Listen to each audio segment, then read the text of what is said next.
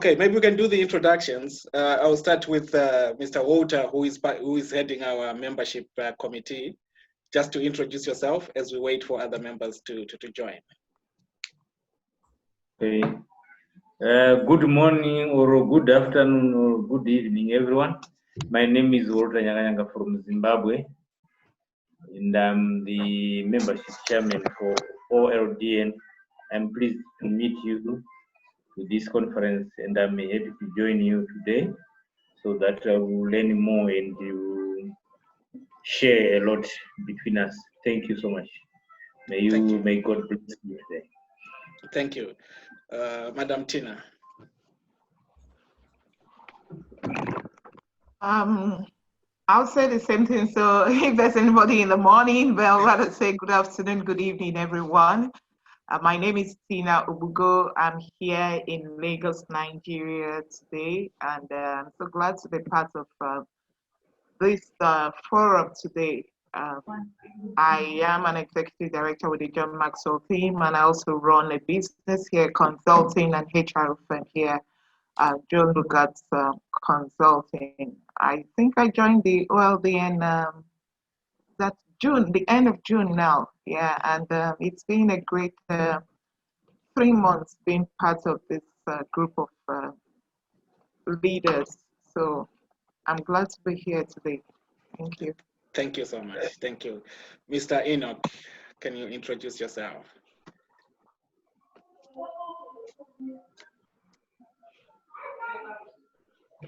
Mr. Enoch.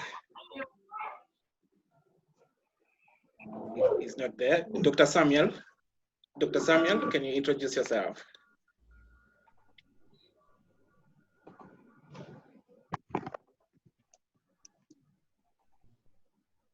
Yes, your mic is unmuted now.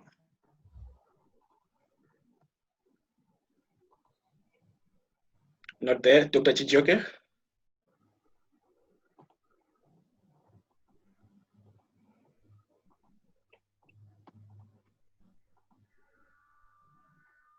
No response. Ms. Hengel, can you introduce yourself? Okay. Okay, Doc. Yes. Yeah, my name is Chijoke. Presently, I'm in the UK. I'm a university teacher and a researcher in strategic management entrepreneurship. I can't even remember when I joined, but I know I joined sometime last year, 2019. And that's it for now. Thank you so much. Yes, Dr. Samuel, is your mic on okay now?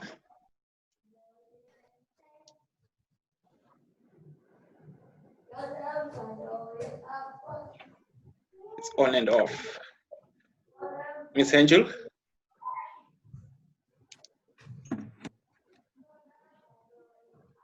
Not there. Mr. Hassan, can you introduce yourself? Let me check. Can you hear me? Yes, Justin? we can hear you. We can hear you. Okay. This is Hassan Tawakkoli from Afghanistan. I'm HR advisor for the HR advisor working with GSSP, Justice Sector Support Program. And this is the American organizations. And I'm working with Tetra Tech as an advisor organization. I'm HR advisor for GSSP. Thank you so much. Again, Dr. Samuel, we have 2 minutes before I hand over to Dr. Tony. Dr. Samuel?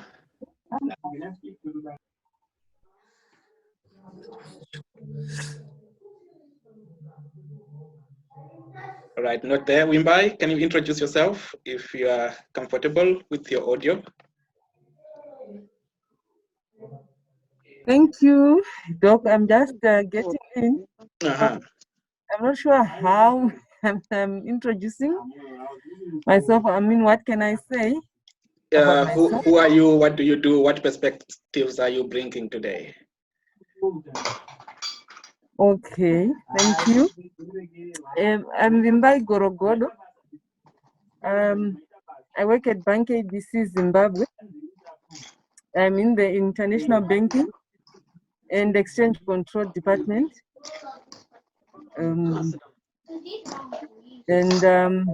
We do mainly offshore transactions and trade finance instruments.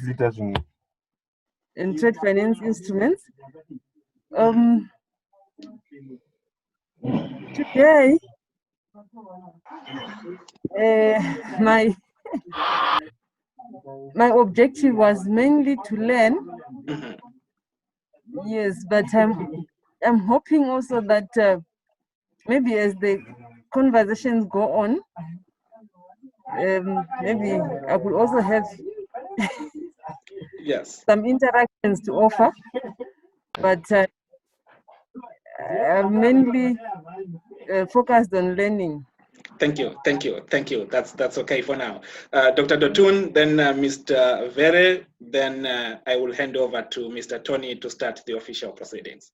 Dr. Dotun. Thank you very much. I'm very pleased to be here. My name is Dr. Jagad.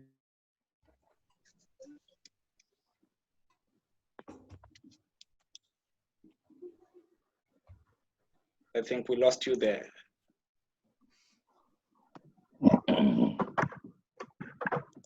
Right, I think we lost Dr. Dotun. Mr. Vere, can you introduce yourself? Then Mr. Martin. Greetings. Thank you so much, Dr. Justin, for giving me the opportunity to introduce myself. My name is Kudzanai Vere. I'm into entrepreneurship, development, organization development, and personal development. I'm an entrepreneur based in Zimbabwe. I run an institute called Transformational Mindset Institute, whose aim is to transform minds through practically oriented training. That's all. Thank you. Lastly, Mr. Martin. Thank you so much for this master. Thank you. Mr. Martin. Good evening, everyone, and my pleasure to be here. My name is Martin Wanjohi. I'm based in Nairobi, Kenya. I am in learning and development. I run a company called High Performance Africa. Background is I am an instructional designer in the making and also a strategist in the making. So for me, it's a pleasure to find OD and then see how it all mellows up together. Thank you very much. Thank you so much. We have these supporters who are supporting organizations who are supporting what we are doing today, the International Society for Organization Development and Change. And with us today is the former president of ISODC, Dr. Roland Livingstone, and the current president of ISODC, who is going to be presenting to us on leading transformation. We are familiar with Dr. Joanne Preston, and also our affiliating organizations from Nigeria, South Africa, Zimbabwe, who are part of what we are doing today. I will take this opportunity just to highlight our mission. As usual, we are the Organization Leadership and Development Network. We exist to facilitate leading edge insight and practice in organization development through OD-informed publications, the provision of a platform for information exchange, a forum for debate on organization leadership and development issues, and a network of emerging and existing OD professionals. Our network, the OLDN, promotes competency-based networking, education, and collaboration in organization leadership and development. So what we are doing this time is part of our mission as the Organization Leadership and Development Network, and focused at igniting insightful conversations. I'll just highlight some of our upcoming events. We have the Human Resource Conversation, which will be led by Dr. Dotun, Mr. Salau, Mr. Hassan Tawakoli, and Madam Tsitsi Chundu. This will be on the 26th of September. The question under discussion is the changing role of HR in post-COVID-19 era. After that, we have a conversation which will be led by Dr. Roland Livingstone, Madam Anita Singh, and facilitated by Mr. Paul Mapasure on the 10th of October 2020. So do look out to some of these events. We will also have on the 31st of October, Nicole Heyman and Dr. Olatunji leading a conversation on creating deep transformations, authentic leadership perspective. And Nicole will be discussing her book mainly on authentic leadership and its role in leading cutting-edge transformations. We will also have on the 20th of November, Professor David Jamieson, Dr. Christine Mushibwe, and Professor Grace Akinola leading the conversation on use of self in leadership. After which we will have a conversation that will be led by Sasha Fali, Madam Maureen Omeibe, Professor Emmanuel Dumbu, and Madam Fauzia Mazaz on the 28th of November to round up our events for the year 2020. On the 12th of December, we will have the last conversation for the year, which will be on spirituality in leadership, organization development, and governance. So do look out for these events as we run up the 2020 year under the Organization Leadership and Development Network. Without wasting much time, I will give up the program to Mr. Anthony, Dr. Anthony Masha from South Africa. Dr. Anthony, over to you. Thank you very much, Dr. Martin. I am zooming from a small town called East London in South Africa. It is between Port Elizabeth and Durban. 1,000 kilometers away from Johannesburg by road, 1.5 hours by flight. So that's how far we are from Johannesburg. Almost 1.5 hours to Cape Town, 1,200 kilometers away from Cape Town as well. It's a coastal town, it's lovely, but we are not in spring yet, we're still in winter. Anyhow, I've just joined the academic world. I was there before, then I went into training and development for many years at the University of Fort Hare. University of Fort Hare is one of the oldest universities in South Africa. It's where Nelson Mandela went to, Charles Njonjo of Kenya, Robert Mugabe, Yusuf Lule, Kwit Masire of Botswana. Many presidents went to that university during the apartheid era. And that's where I got my doctorate in leadership development. So my interest in leadership has been mainly from a training perspective and not from a consulting perspective. I'm a trainer by nature, but also an academic practitioner. I'm pleased to be facilitating today, actually not facilitating, moderating the facilitation today on so what I will do, I will call my contact back on this facility. So our two presenters are Ms. Ogbugoh, who will be talking about moving from me to we, and also on the issue of transformational leadership and leader, and then Dr. Joanne Preston will be talking on leading transformation lessons from the global OD. I've looked at her slides already. I've looked at both presentations actually. They center mainly on issues of transformational leadership, which I'm not going to unpack now, as they'll be speaking to us through them. But what I've liked is the issue of us living in VUCA times. We live in VUCA times, period of volatility, uncertainty, complexity, ambiguity. And so what is it that we want to see happening? And what can we do to assist this process of transformation? What opportunities are out there, and what is the role of leadership in all this? I've read hundreds and thousands of leadership books. I've got with me in my study room here, hundreds and thousands of books on leadership and management. Thick books, showing people how to be leaders, how to be managers.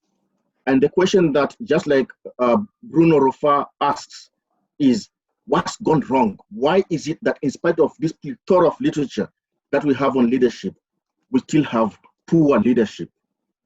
What exactly is going on?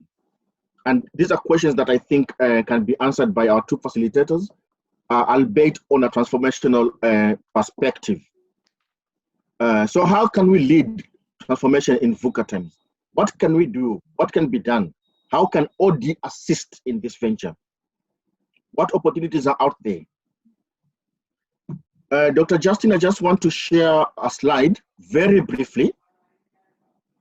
I hope you have allowed me to share a screen. Okay, there it is.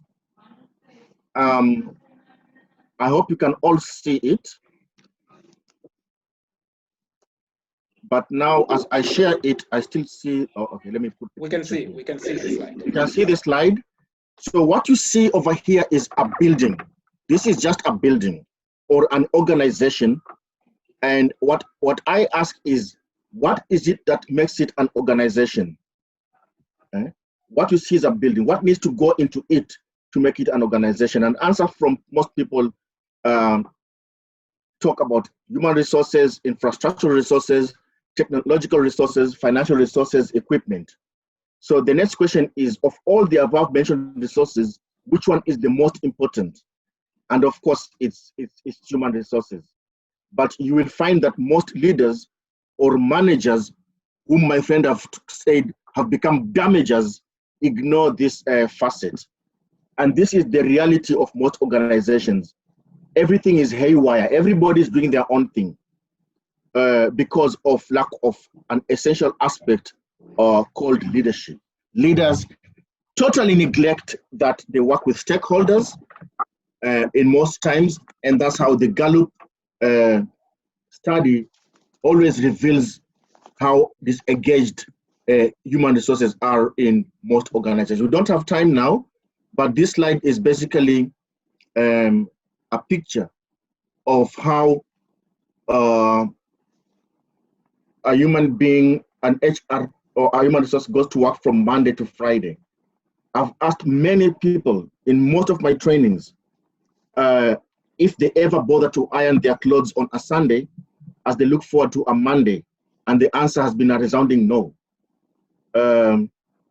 Employee engagement internationally is very low. I've just received the 2018-2019 Gallup study, and it's still the same, very low employee engagement figures. I think John Preston will probably have more information on this since he's based in the US. Anyhow, so today we're going to listen to these two gurus, but I have some housekeeping rules here, please. Number one, I understand that if videos are on of people who are not speaking, it affects the quality of Zoom meetings. I don't know if there's any truism to that, but if possible, try to have your video on only when you are speaking, please. Number two, there is a section for chat. I will be looking at it regularly. As speakers go on, please, you can insert any of your messages in there. And as a moderator, I will look at it and talk to the speakers. Dr. Justin, are you recording this session? Sure, it's recording and it's also on Facebook Live. Great. So it's being recorded, so you'll get that. The two presenters, with their permission, will share their slides so that they can be available to all that are present here today. We have 23 participants at the moment. If you want to speak, I see there's a reaction room here, reaction section here. Let me see. Okay. Okay, you can have thumbs up, you can clap, and maybe you can raise your hand.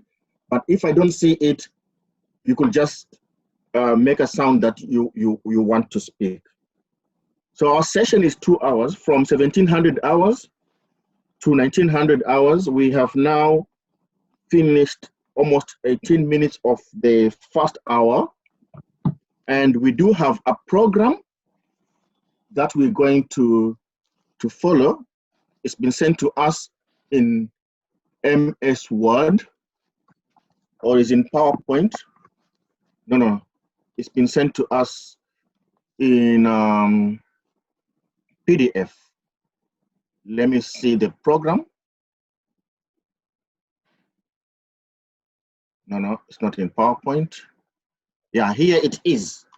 I have a program with us. So from 5:15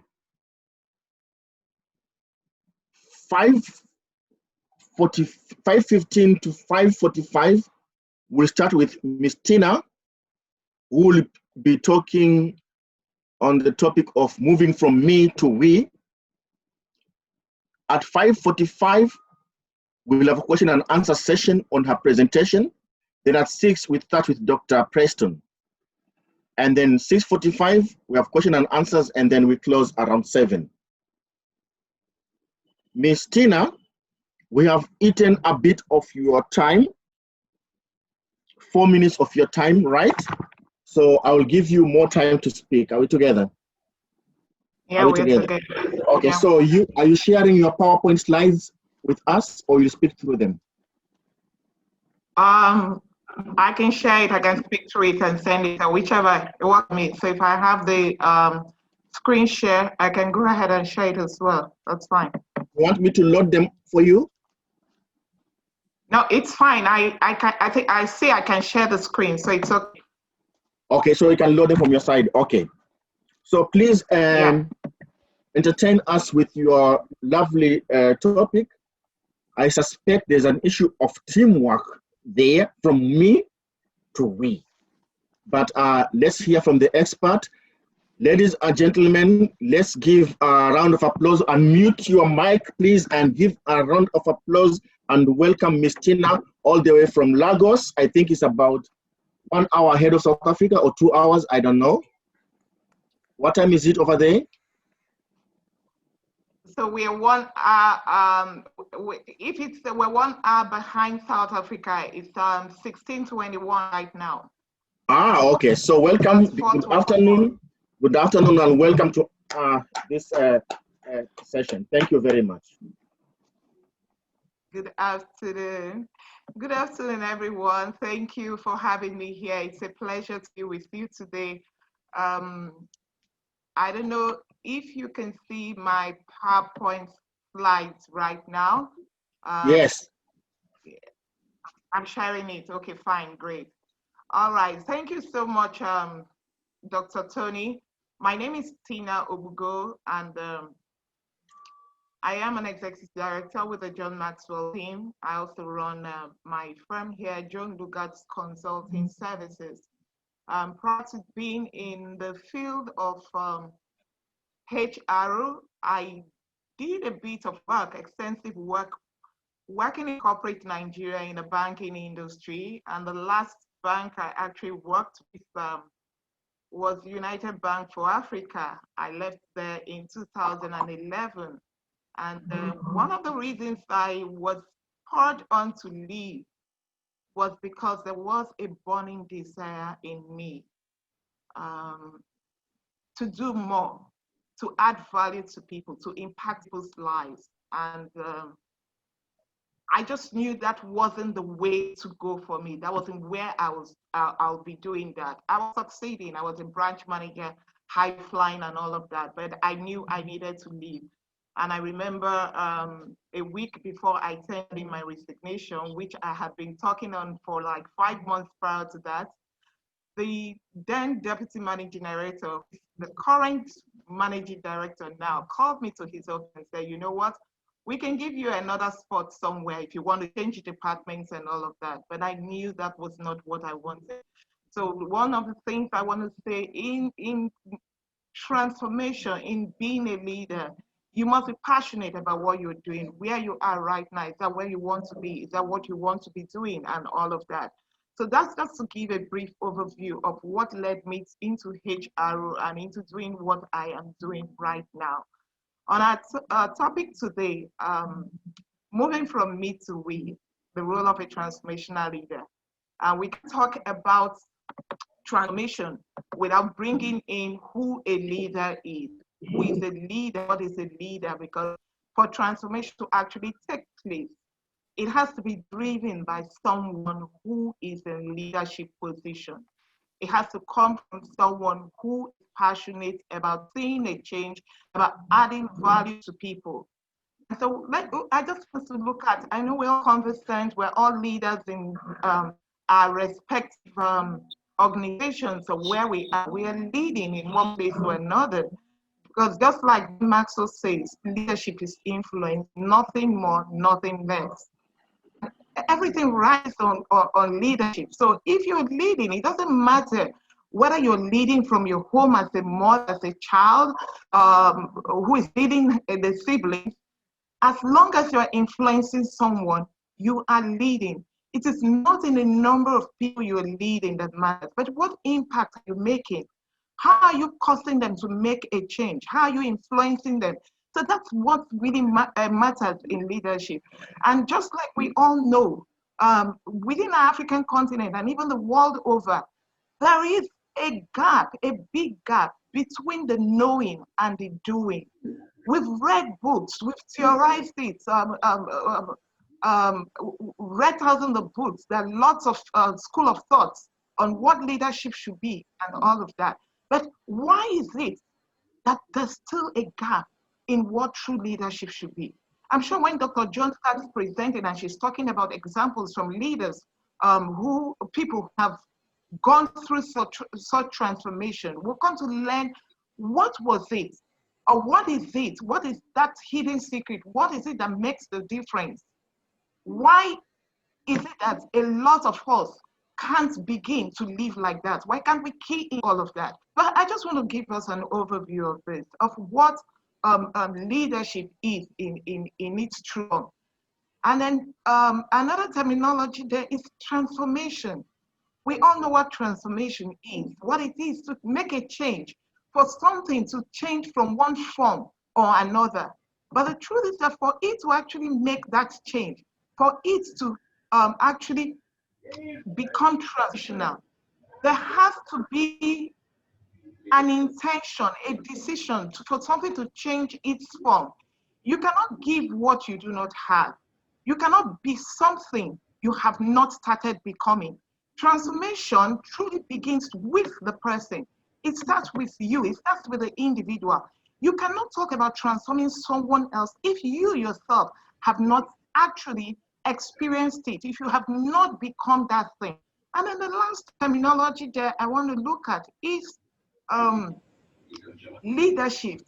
When we talk about leadership, what I was saying, just like the term shift, making a change, moving from what it is that everyone is doing to something that is the right thing to do. That everyone is doing something does not mean it is the right thing to do. But how many leaders in its true self, in their true form, are actually willing to be different, are actually willing to say, you know what, irrespective of what people are saying, irrespective of what has been going on, this is the right thing, this is what I want to do.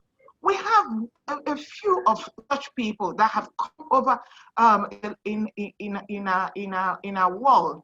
You have the likes of Mahatma Gandhi, you have the likes of Nelson Mandela, who, when they started, nobody believed in them. Nobody stood with them. But because they believed in what they want to achieve, because they believed in where we're going to, what they wanted to do. Initially, people may have laughed at them, they may have fought them, but eventually they won the struggle. They won at what they wanted to do. So are you ready as a leader to actually make that shift, to begin to make what it is that will cause you to be different?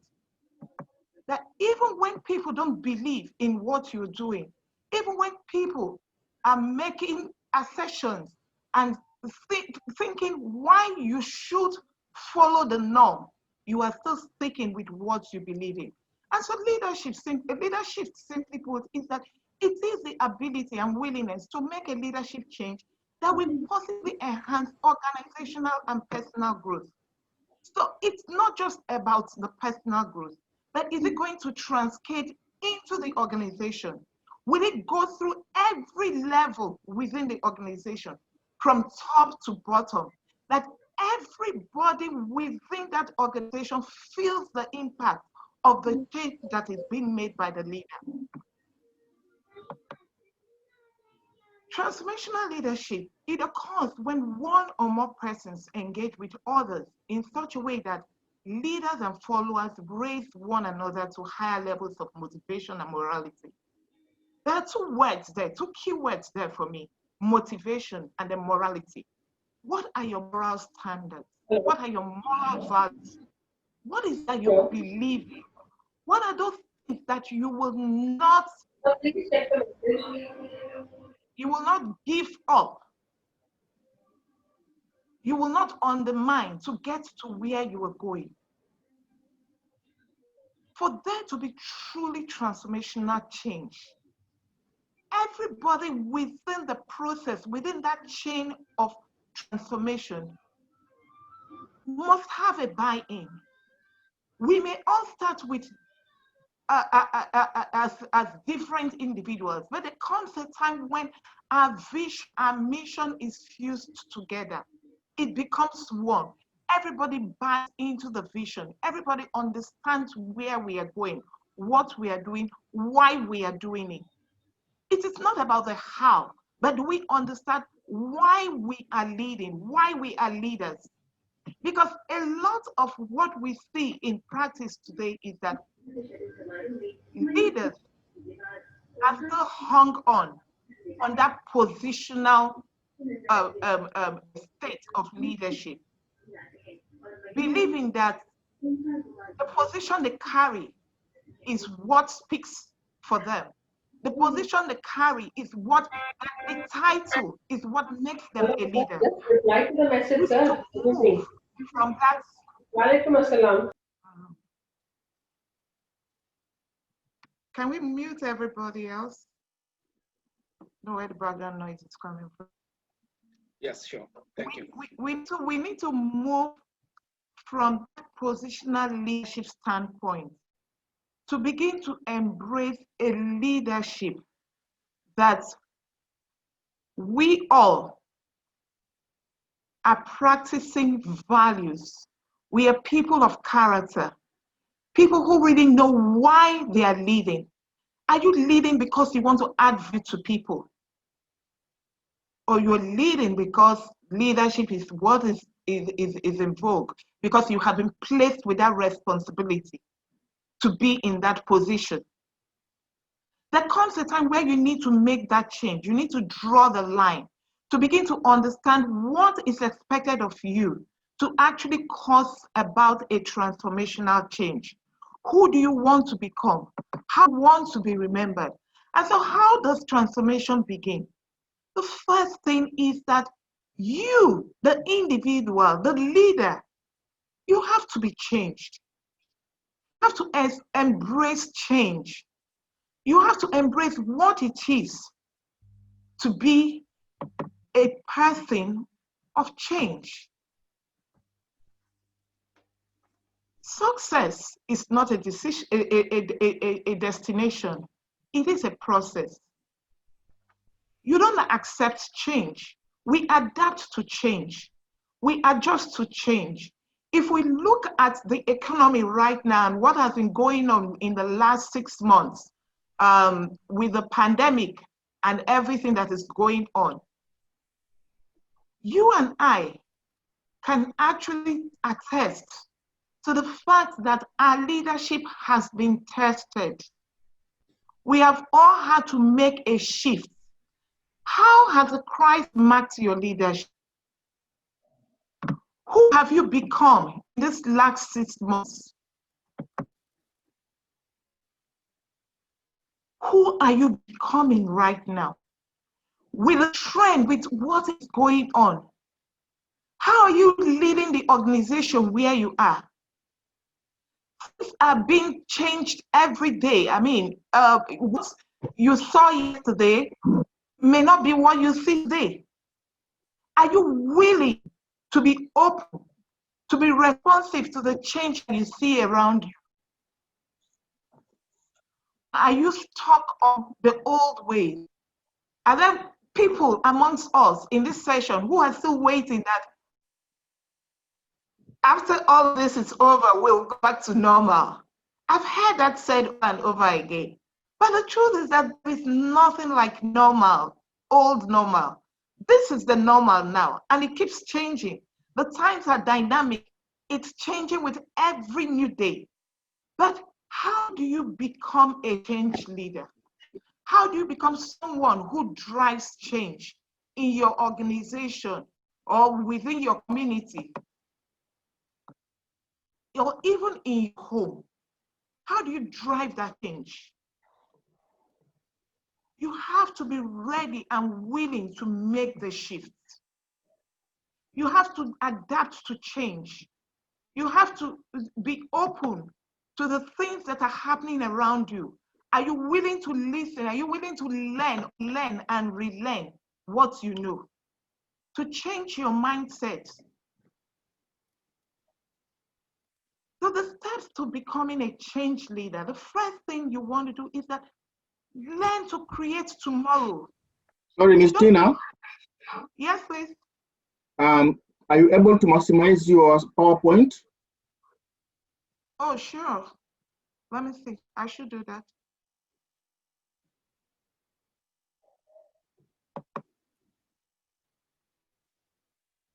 Excellent. Thanks. So how do you create tomorrow and you are not hung up on protecting yesterday? What are those things you need to be thinking? Are you a forward thinker? Are you looking at the projections of what is before you? What is the trend in the industry you belong to? A lot of businesses have had to move virtual right now because not a lot of places as we have it are 100% back doing things physically. There's a lot of things, a lot of development going on in the virtual space. So as a leader, what is your position? Are you waiting for things to become, are you waiting for the pandemic to be over so that you go back to the way you were doing things? Or are you embracing the change that you are seeing before you?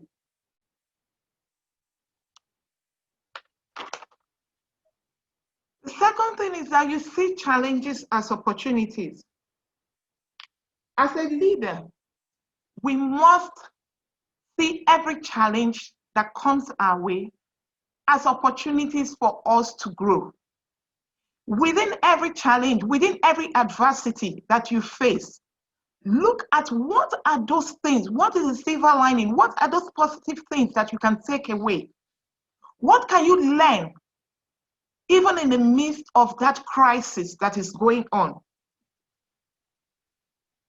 How can you turn that adversity around you to become an opportunity for your business, for your organization, for your family, for your life? And another thing is, are you willing to take risk? To stop maintaining the status quo. Leave your comfort zone. Growth takes place outside of our comfort zone. As a leader of change, what risk are you taking in this time? What risk are you embracing?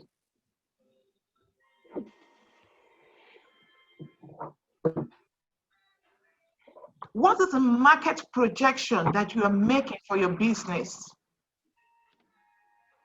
How well are you willing to dive into the new opportunities that are bound around you? It will take time. It's not something that's going to happen overnight. It will probably cost you money, cost you time. But if you remain where you are, if you stay in your comfort zone, growth will not take place. So you need to move out of that comfort zone. You need to take risks, embrace risk, welcome them. And then another thing is that you stay focused. There's so much distraction going on right now. even in the midst of what we're going through. So how do you channel your energy on the things that are before you so that you stay focused on where your growth needs to happen? You need to look ahead. What is in front of you? What are you seeing? Not what is behind you, not the past glories. That I had it yesterday does not mean I have it today. That it worked yesterday doesn't mean it's going to work today. And then you must be able to ideate new possibilities. What ideas are you birthing in your business? Are you taking time to think? And then are you sharing what you're thinking with the people around you? Are you documenting? All of this process will help us to take action now towards becoming a change leader. Now is the time. But it has to be intentional. It has to be something that you embrace. If not you and I, who then? We need to start now, but it must start from within us. What are my values? What are those things that are dear to me? What is my character? Who am I? When people see me, what do they see in me? Transformation entails change, and that change means growth. Growth from inside out, growth from within you. It has to come from inside of you. You cannot offer transformation if you yourself have not practiced it, if you have not experienced it. You have to first of all experience that personal transformation. There has to be a change within you. Something has to give up. The way you've been doing things, you cannot do things the way you've been doing things and then you expect a different result. What changes are you willing to make? What behavior are you willing to take on that will lead you to actually begin to become a transformed person? Miss Teena? Yes, please. We are giving you 7 more minutes, eh? Then we'll go to question and answers. We're not going to get rid of you. We have no problems. We're walking. Don't worry. I'm on time. Don't worry. We're walking. And Thank then you have the ability to motivate your staff. How are you motivating the people around you? How are you motivating the people who work with you? How do you see them? Do you see them as mere instruments? When Dr. Tony started, he gave us a picture of a building. We have so much infrastructure within the organization, but of all of this infrastructure, human resources, people, not just human resources, but people are the most important resource. People matter. How do you treat the people who work with you and work for you? Your ability to work well across cultures. In the midst of this pandemic, one other crisis that has come up for us is the diversity and inclusion crisis. It has been thrown in our face. But it goes beyond the color of my skin, the color of your skin, or where you come from, the language you speak. Your ability to work well across culture must embrace the people who are working with you or you are working with across other cultures. What beliefs do they hold? Do you share in their beliefs? Do they share in your beliefs? And then the last thing that is that your ability to facilitate change. For you to facilitate change, You must have embraced change yourself. You must be the change. People will see it in you. Your lifestyle will show it up. The way you do things, the way you address people, it will show up. How do we make the shift from me to we? What is your leadership focus? As a leader, we all know that leadership is not static. But as a leader, are you willing to embrace a new way of thinking? Are you willing to embrace the change, adapt to the change that you're seeing around you? What is your relationship and connection like with those around you? How do you value people that are around you? What value are you bringing to the table? What value are you adding to them? It's not about you. It goes beyond you. Are you looking at the big picture? Are you looking at your organization as a whole? Who are those people that can add value? Are you bringing them on the table? Are you reproducing yourself as a leader? Are you empowering people into leadership positions?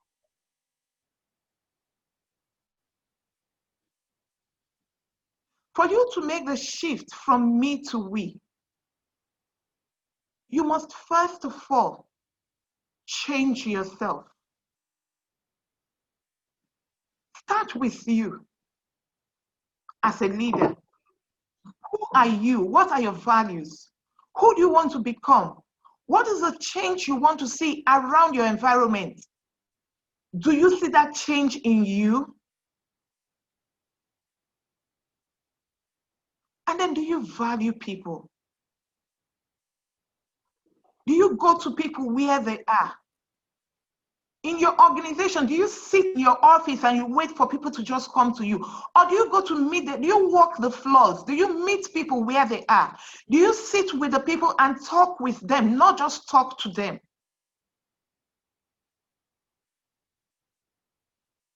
Do they know that you care for them? John Maxwell says that you must show people want to know how much you care, first of all. Do they see how much you care for them? They don't really care about how much you know, but do they see how much you care for them? Does it show up in what you do, in how you address them, in how you relate with them? And then how are you adding value to people?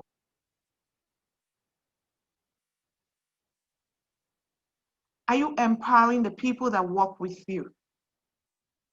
What resources have you made available to people to help them develop themselves?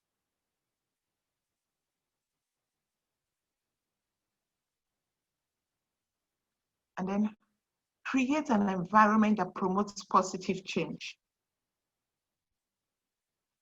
Is the environment you are in hostile?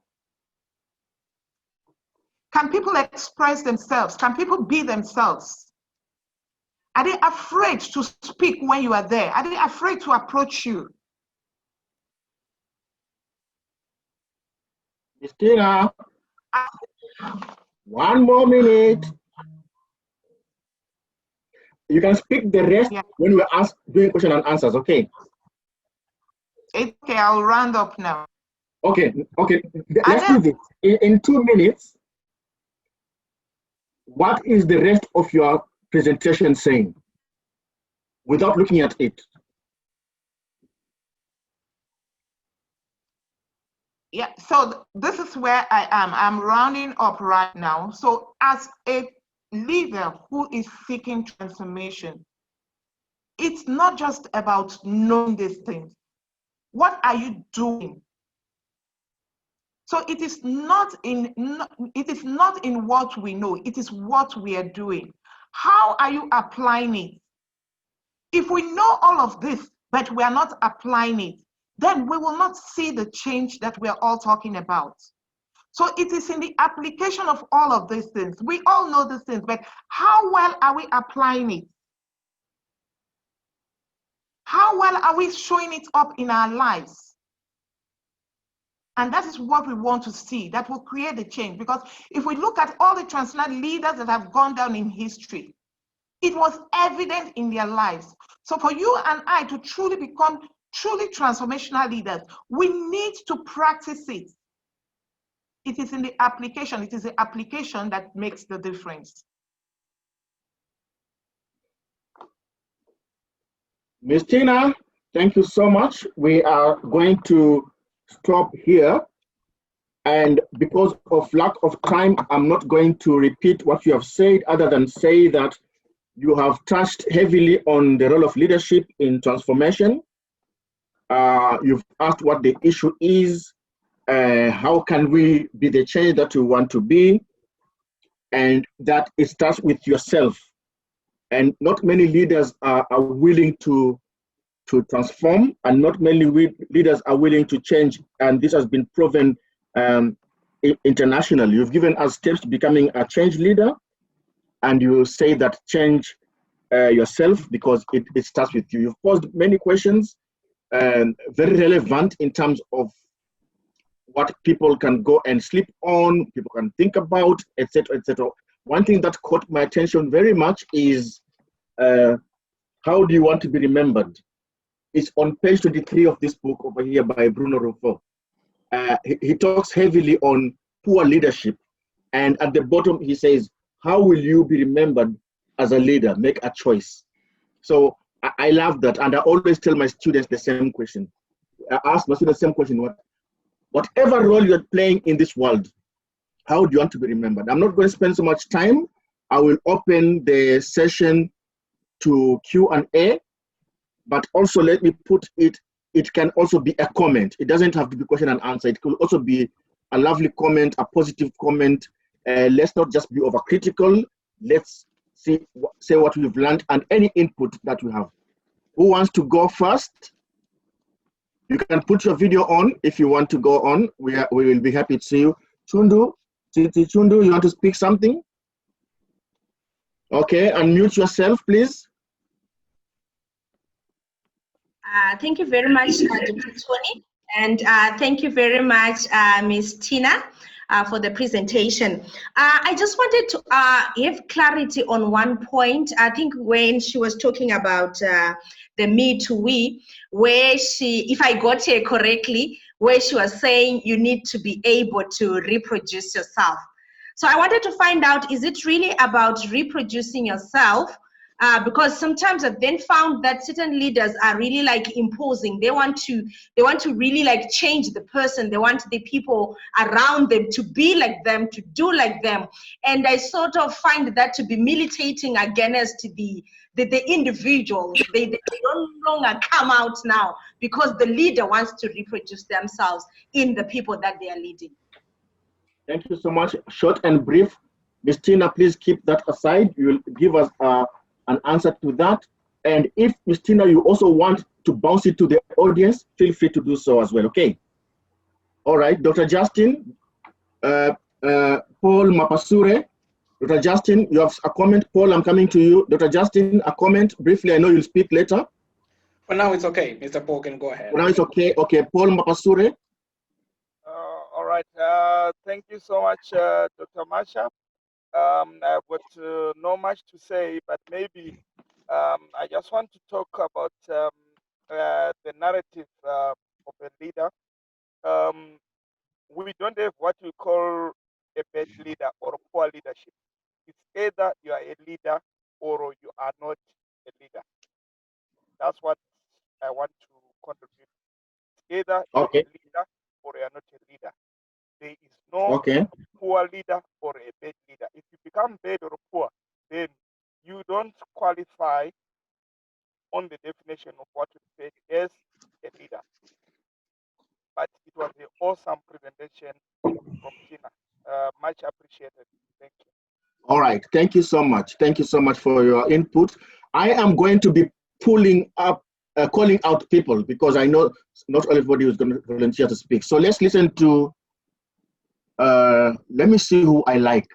I think I like Esther Ogbugoh. Are you able to speak, Esther? Martin from Nairobi. Yes, you have Professor Grace as well from Nigeria and Madam Anita from India. All right. Yes. Can I also hear from them? Let's hear from Nairobi. Dr. Tony, great that you like me. I normally don't fall in that category of. My question was, how do you help create a leader in a transformational leader in a legacy organization? Highly politically charged, the normal dynamics of a legacy organization tend also to be more government. So how would you help create transformational leaders in such an organization? Okay, thank you. Dr. Justin, you had given us two names. Madam Anita Singh from India, but based in UAE. Okay. Which part of India, Madam Anita?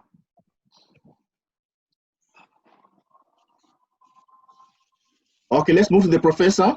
Madam Anita, I think, has got connection problems. Good evening. Oh, madam, are you here? Yes. Yes, I'm here. I'm here. How is India? India is fine, absolutely fine. Of course, Okay. yes, the pandemic situation rising every day. So, though, the population, is a big crisis there. And hence the number of cases coming up. But the only good thing about it is that the recoveries are much better, at a much better All right, rate. thank you so much. Go straight to your point, please. Yeah. I would thank you. It was a very nice presentation, Ms. Teena. It was wonderful. And I would just like to say that as a leader, the leadership has totally changed, especially in this pandemic. And I very well agree with that from me to we. That we is the magic word that we need to follow if we want to feel that our team is going to bring out the best. I really go with that, and I really like the presentation that was done. And on a personal note, I would like to say that as a leader, I've always seen that you need to have that comfort with the team that you're working with. You need to know as a leader where you put your foot down, but at the same time, be that approachable that when anybody has anything is in a doubt, they feel free to come and talk to you. I'm working in an organization in a school. Right now, currently, I'm based in Abu Dhabi. So my school, as a vice principal, I'm associated there as a vice principal of the school. So my team, as a leader, I feel that the best thing about it is that I have that connect when a teacher needs any kind of a support, be it on a personal note, be it for a professional note. They always come back to me, and I think that is what leadership is. And the second thing, what I liked, what the presentation told was about raising leaders. Are we creating leaders amongst our team? And I think that's one thing, when you empower your staff with that opportunity, I think everybody comes out, with flying colors. Initially, Excellent. It may be a hitch, but then empowering is very important, because when your team is empowered, I think you bring out the best in an organization. And I think that's what I would like to add from my own personal experience as a leader.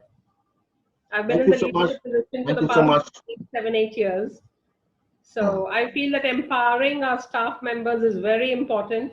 It can be as small as organizing an event in the school, or as small as organizing an event in the organization, from whichever organization that we are dealing with. But that thing, and then trusting them, that when we are giving them that empowerment, we need to trust them. Otherwise, generally what people do is they hire very smart people and then tell them what to do. Yes. But generally it should be that you hire smart people and let them know, just tell them what has to be done, and how they do it should be their choice. And that's what we need to do as leaders, empower our team members where they have that freedom to produce results, but in their own style. It's that diversity in the team. It's the diversity in the team that brings out the best in everyone. And we need to celebrate that and accept that. Everyone, no one is perfect. Everyone has something to, teach you. Even as a leader, we learn a lot from our own team members. And I think that's what transformational leadership is all about, willing to be a learner even with your team members. Thank you. Thank you very much, Madam Anita. And that's very good input. I like what you say. Hire smart people and let them do what they do best. Don't micromanage them. Dr. Justin, the professor you talked about, where is Prof? I think she joined a bit late. She can comment in the next after the next session. Okay, Prof will comment on the next session. Okay, now we're going to stop here, unfortunately. Madam Teena, some were comments, some were questions, okay? Feel free to also bounce the question to the audience and ask anyone. There's a team of experts here who are highly knowledgeable of things. You are an expert in your own capacity, by the way, as you're presented. So the floor is back to you. I'm giving you 3 minutes and then we. All right, just to answer, I think it's Ms. Chundu's question. I think that was the first question. How do you reproduce yourself in your people? So I like what you said. Reproducing, it's not that you're trying to make them become you. What you are reproducing, it's not yourself. You are only reproducing leaders. So you are creating more leaders. You have that multiplier effect. So what you want to do, you cannot make someone else become you. No two people are alike. I mean, not even the most identical twins, you will agree. There's still something different. So nobody can be exactly you. But what are you trying to do within your organization? You are empowering people to be able to take decisions. That if you are not there, there's someone who can step easily into that role and do something productive with that position. So the position does not belong to you. Anybody can fit into that role and do the work. But the truth is that in practice, what we have is leaders who are not willing to allow people below them grow. They're not willing to even in fact, in my experience, you find that leaders are the most difficult people to teach. Because we come with that idea or perception that we know it all. At that level, we're unwilling to be open to learn. And so it causes that friction. There's usually a gap between what the leader knows and then what the people are able to do with what they know. I don't know if that answered your question, Ms. Chundu.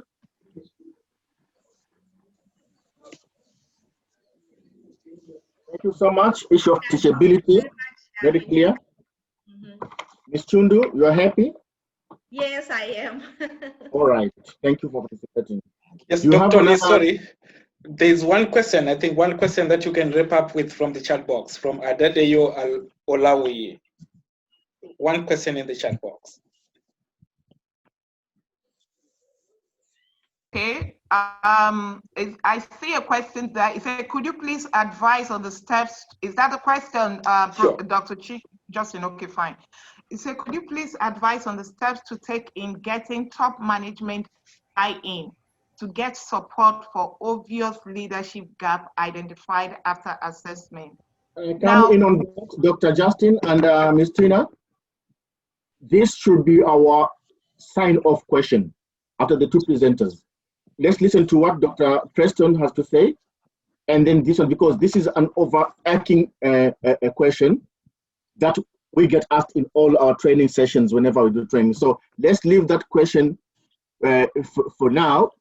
Mompati, the book on leadership, you can get it on Amazon. Yes, I'm going to write the title here and also the author. Thank you so much, Ms. Teena. Thank you so much. I know that some questions have not been answered, but we need to give a fair chance to Dr. Preston. Dr. Preston, are you ready? Yes, I am ready. Joanne, Preston, are you ready? Are you going to do a PowerPoint presentation or just going to talk? I've got a PowerPoint. All right, you're going to load it on. Okay. You have, let me see your time, Dr. Preston, up to 6:45. Okay, up to 6:45. So you are right on time. We stop exactly at 6:45, then we go into question and answer. Please put your PowerPoint in full zoom so that you can see it all. Okay. Yes, thank you so much. The floor is yours. Thank you. Thank you. I am going to be talking about VUCA in general, and basically before we get started, a lot of people think that that's a new term, but Warren Bennis and Manis were talking about that in 1986. And basically it came out of the US Army War College, and what they were concerned about was what the senior officers were going to face during the Cold War. So this is not a new term, but what I'm going to talk about, and I had planned a question and answer session in the middle, but I think I'm going to not do that and go through the whole thing. What I'm going to focus on is what is on the right.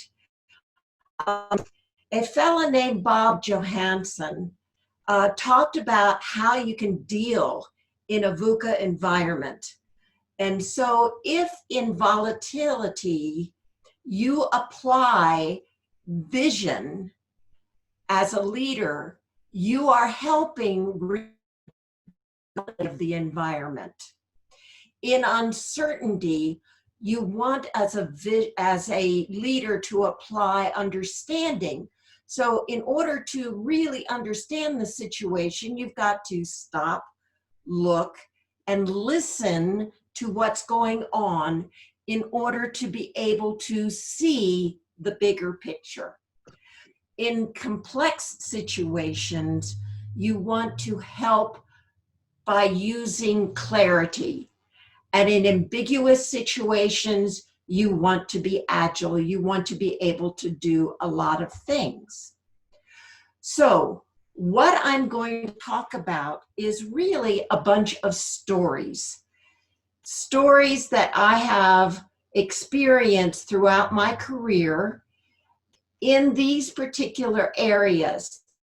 What you will do is think about things that you already know how to do as transformational leaders, because you already are transformational leaders. But there's some areas that you might want to. I hope that in our discussion, and we'll have, I hope, at least 20 minutes for that, things that you really want to focus on and learn. So let's talk about dealing with volatility with vision. Okay, one of the first persons in my career was Nelson Mandela.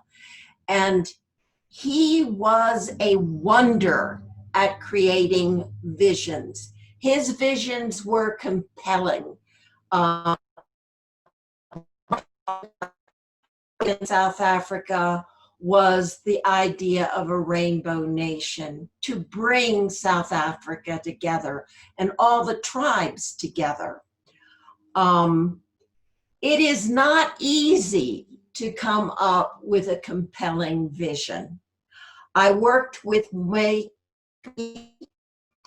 and when I asked him what he wanted for Kenya at the time that he was president, his first answer was a non-corrupt government, which it actually is a vision. It is not a compelling one. And he said right in that meeting, I can't get people to buy into that with excitement. And I said, well, tell me more about your country. And he told me about how proud he was of the education system, how proud he was of the people who were getting PhDs in his country. But he also had a great deal of brain drain.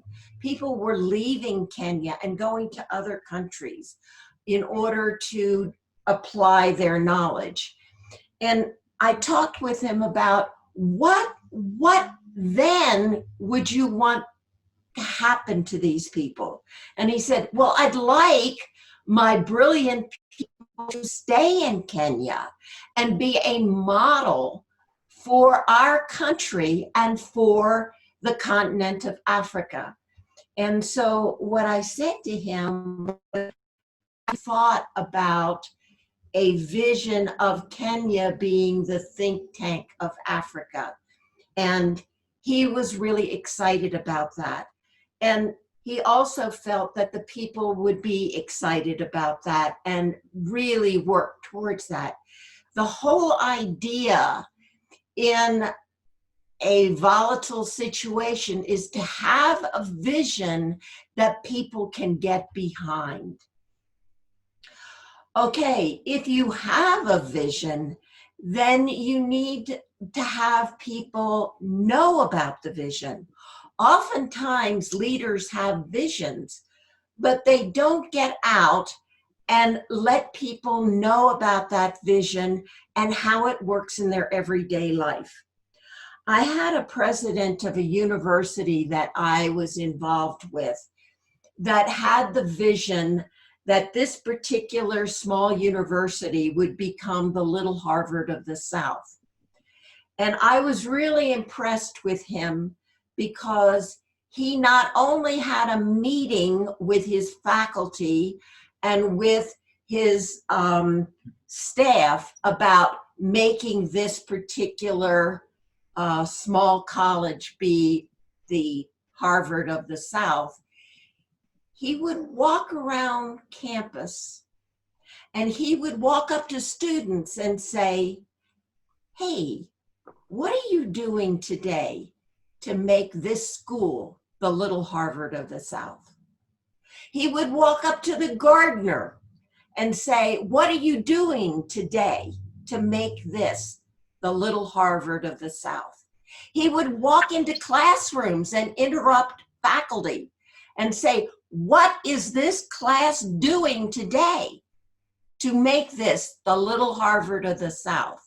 Well, that particular university became a very solid, creative, academically strong university. It is University of Richmond, and it is directly a result of that president making sure that that vision is incorporated into everything everybody did every day.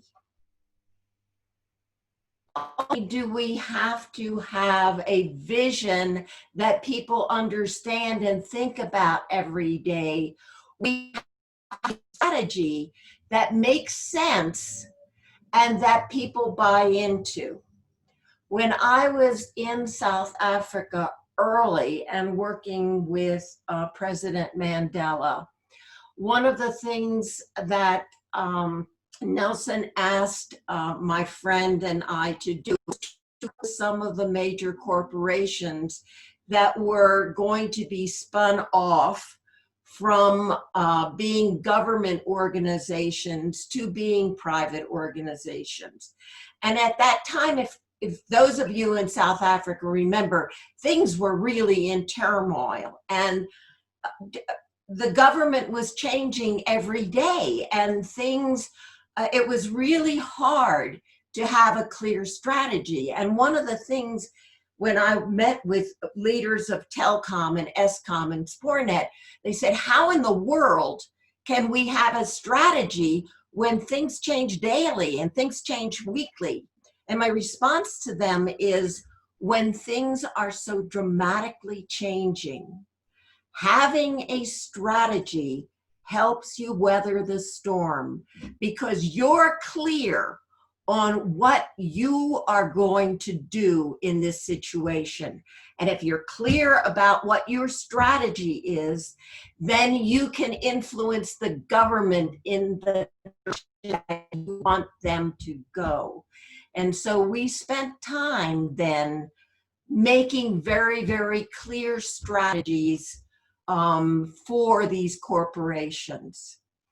Now, here's the thing. A strategy, a goal without actually implementation is just a wish. And you've got to have a strategy that everybody understands in an organization, right? Well, oftentimes we think of organizations as boxes. We think of organizations as the plant or the factory. But what are organizations? Organizations are the people. And the people have to understand what the implementation plan is, and they have to buy into that, and they've got to change their behavior, they've got to change their beliefs, and they've just got to understand what the new way of behaving is.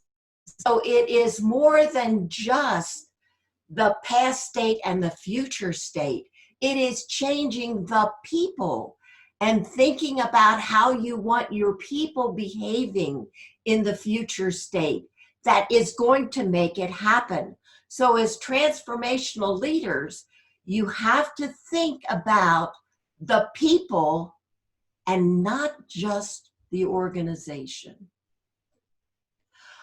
We also have to think in terms of systems. When we change a part of a system, we influence other areas of the system. And when I think of that, I can give a very, very simple example. If we are a company that is making tables, and one area makes legs, another area of the organization makes the tabletops, and the third area of the organization sells the completed tables to customers. Then, if I am the manager of the tabletop area, which is in the middle, I make the idea that I, right now, make 10 tabletops, and 10 tabletops, I have to have 40 legs. And my salespeople have to sell 10 tables. But what if I decide that I am going to now make 20 tables? If I make that decision, then I am putting pressure on the leg people to make not just 40 legs, but 80 legs a day.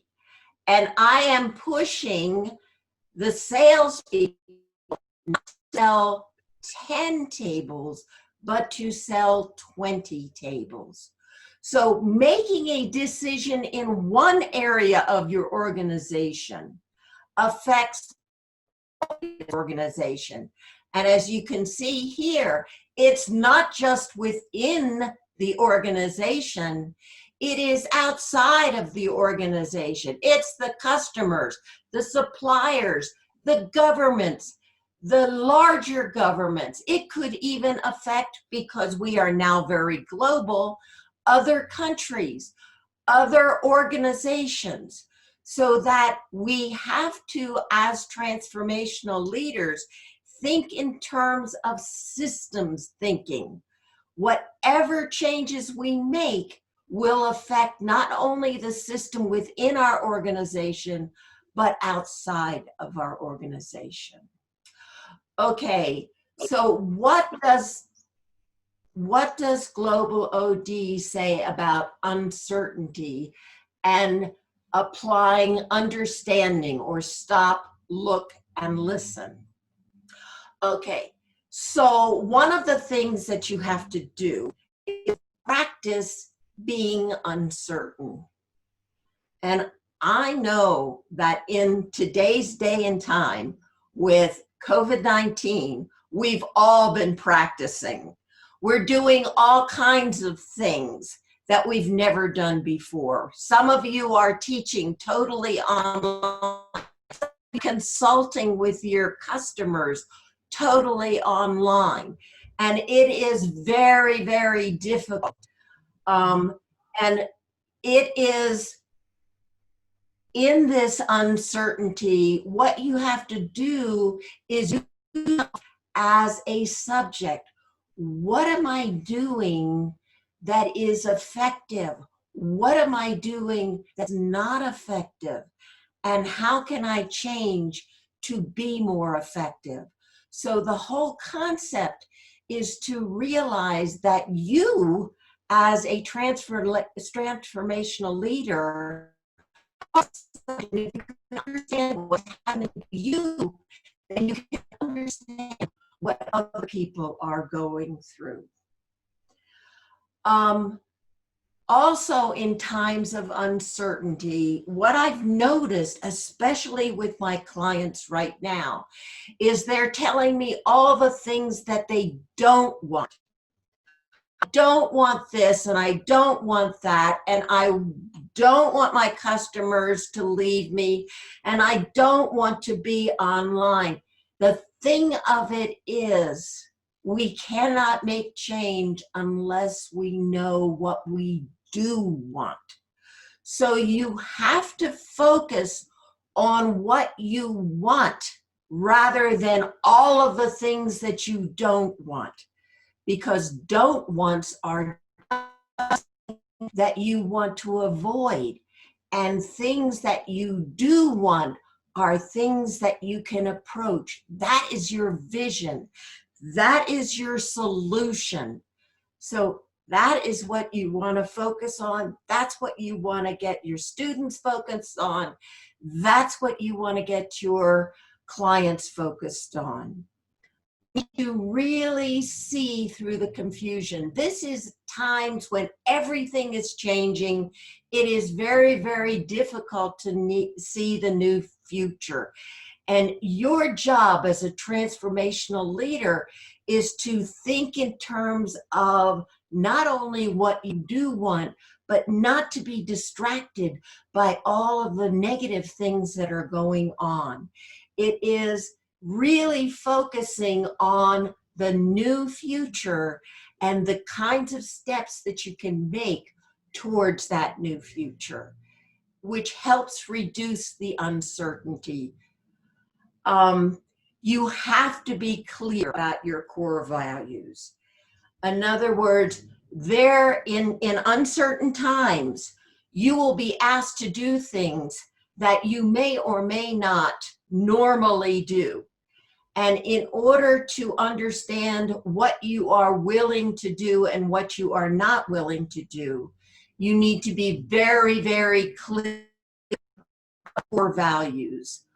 What things will you never change? And what things will you change, and what will you modify? And it is very important for you to get your clients to be clear about what their core values truly are.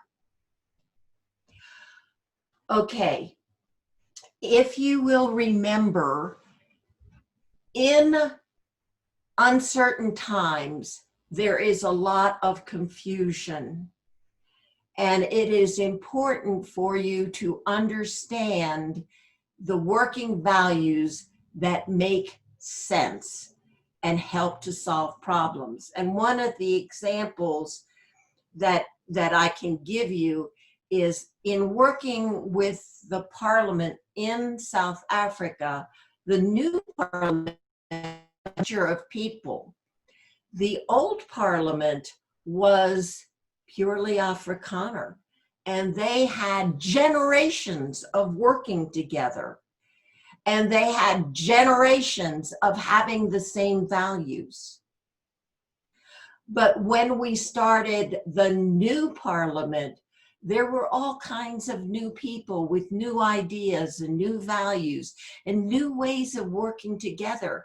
And what we had to do was to create a new value system and bring all of the values together in order to identify what this new parliament was in terms of what was important to all of the people that were present and were making the laws for New South Africa. So understanding the values of all of the people represented in uncertain times is an important way of reducing the uncertainty. A lot of times we don't realize it, but in uncertain situations, there is often power situations that come up. One of the power situations that I was in the Polish Academy of Sciences many years ago. I went there, it was a time before Solidarity took over the government. It was still communist, and there was vying for dominance. There were communists, there were Russian communists, Polish communists, there were Solidarity leaders. People were not working together, and we were asked to basically bring this group together. And I was there with a very, very famous person in the field, and we were having a meeting with all of the scientists in the Academy of Management. And in Poland, history is important. And so many of the chairs of the different departments were getting up and describing the history of their department in the Polish Academy of Sciences. And this very, very famous OD person who was in the front of the room with the president of the Academy of Sciences got up after about 2 hours and said, "Stop! What I want you to do is get together and talk about how you want to work together." Well, 300 people got up and walked out of the room because he didn't pay attention to the culture of the situation and what was important to the people. So the president of the Academy came to me and asked me if I would bring them together. And so I said to the president, "Can you get them back in the room?" Knowing full well that he had the power to do that.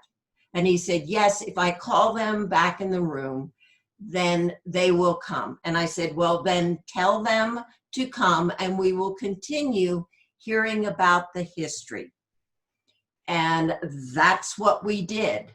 And then we had a lunch break. And after the lunch break, we were up on the stage. And again, I was using the power of the president in order to help do what that original OD consultant wanted to do. I turned on the microphone and I said, "Do all of these people have a meeting room for their department?" And he said, "Yes." And I said,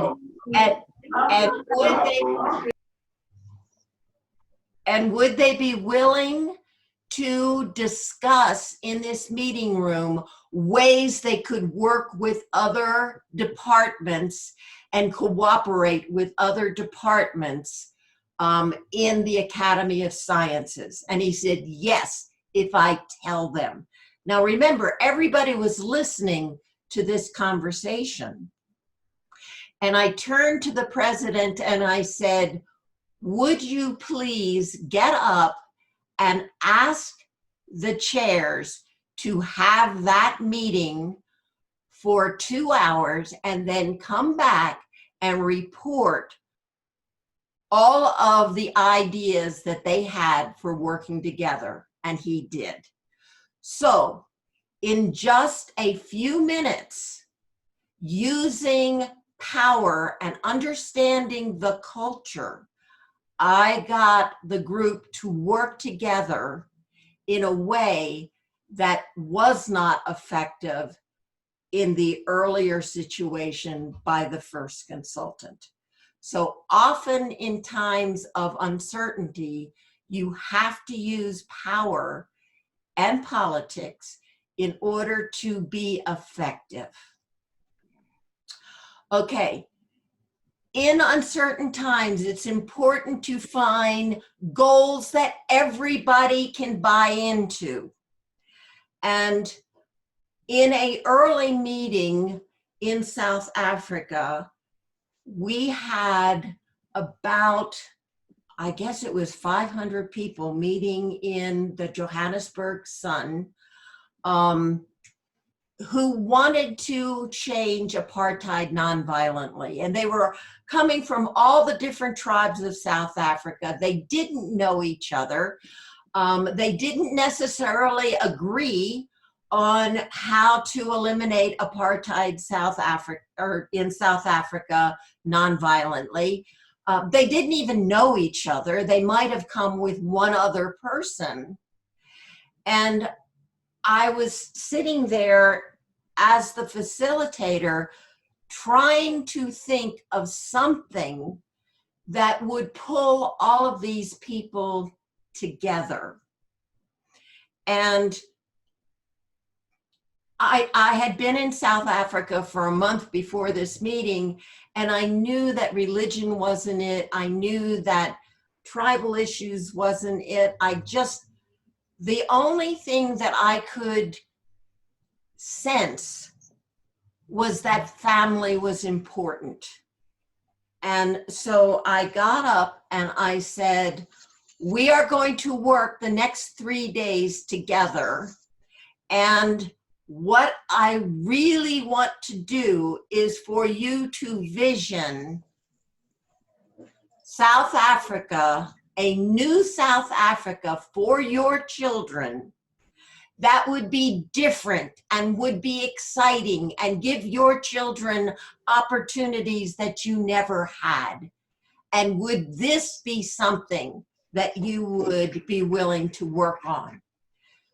And they agreed that that was something everybody could get behind. So it is important to find a goal that everybody can work with. If you have obstacles, and our first speaker mentioned this too, turn your challenges into opportunities. And as the transformational leader, it is your job to find the opportunity in the obstacles and reframe it so that people will see that it is an exciting opportunity for them to be creative. Okay, the third is dealing with complexity with clarity. You have to have solid communication. And in communication, you need to know when to speak and when to listen. What is really important for a transformational leader is to listen, especially when you don't agree, when it goes against your personal values. It is not that you are agreeing with that person, but you want to listen to understand why they have the values that they do.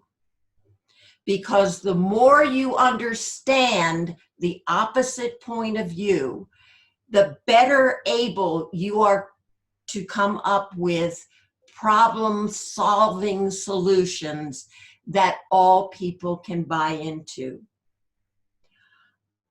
It's extremely difficult to listen to old-time Afrikaners and their points of view.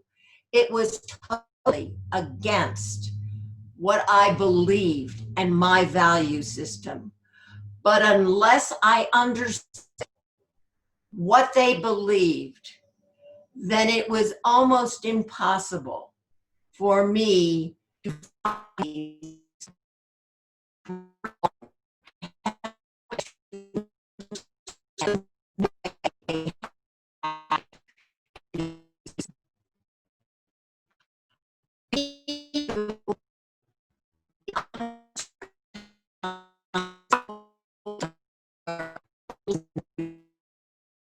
This is a picture of Jimmy Carter, who I had the opportunity to work with on the Atlanta project. He's a brilliant man who knows how to bring smart people together.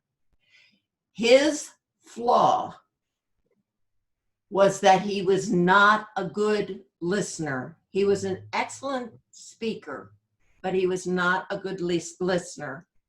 And I was the facilitator for the meetings of the people who were running the Atlanta project. And he had absolutely wonderful people at this meeting who had terrific ideas. And so I decided that I was going to have to make an intervention, but I didn't want to do it in a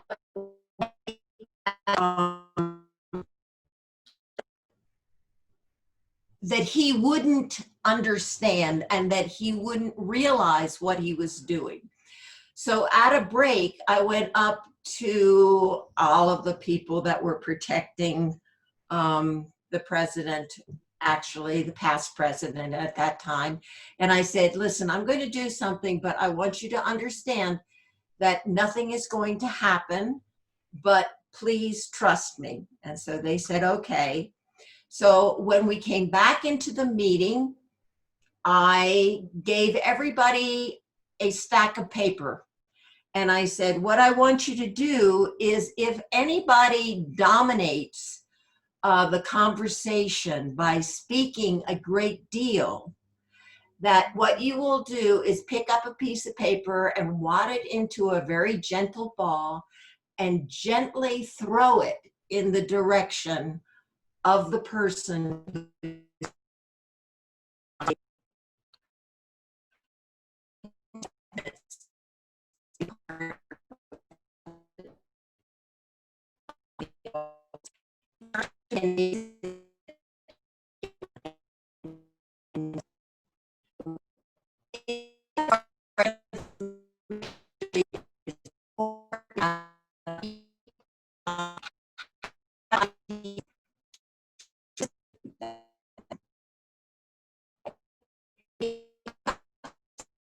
all the stories. You need to understand all the stories in order to come up with a really good superordinate solution.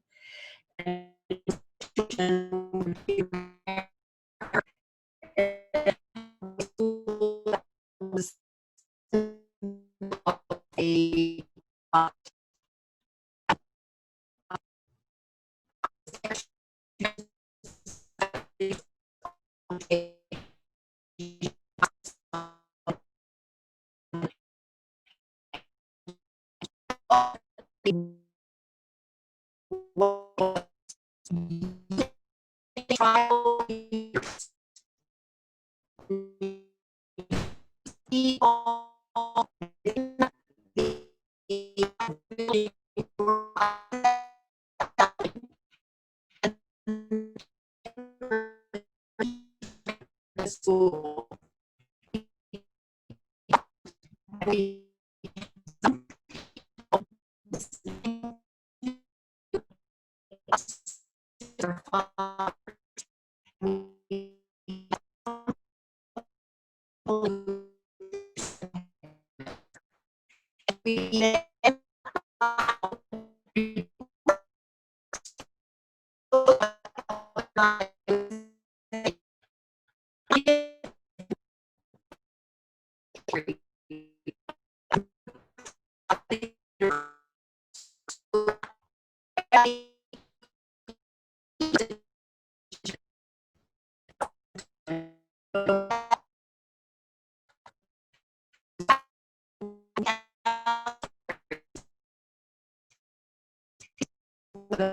were upset to listen. We continued that process until everybody was calmed down enough that Sorry, the Dr. actual, Joanne. Just yes. 1 second, the internet was connection was lagging a little bit. Can you just restart on this slide? Okay, so basically what we did was to get people to listen by having neutral people tell their points of view. And ultimately, we got the people calmed down enough that they could actually talk to each other. And ultimately, the resolution was that there would be some of the fathers and students and teachers and the headmasters sit in the record room until the newspapers could arrive and that their stories could be told. And so the solution was that everybody's story was told. Okay, so it is important in uncertain times and complex times to have that. Leading in complex situations, you have to be grounded and centered. I tried to go inside myself and say, what am I feeling? What am I afraid of? What do I want to do? And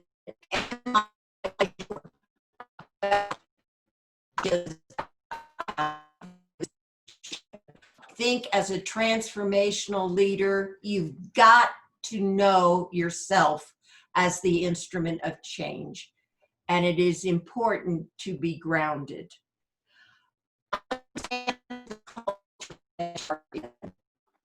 All of us come from different cultures. We've got family cultures, we've got regional cultures, country cultures, world cultures. And all of those cultures are important. And if you can get a cultural guide to help you in a situation when you are outside of your own culture, that is important.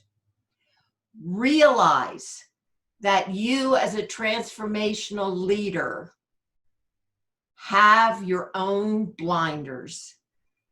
In one situation, I was working in a factory in Russia, and this was during communist Russia, and I did not understand communism. I was coming from a democratic country, and believe me, in that situation, as a facilitator of change, I realized that my democratic principles was getting in the way of being an effective change agent. And you don't know what is getting in the way unless you spend some time thinking about who you are and what your values are.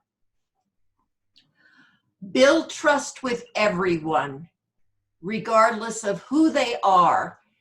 Oftentimes, we think in terms of people who are rejecting our change ideas are negative.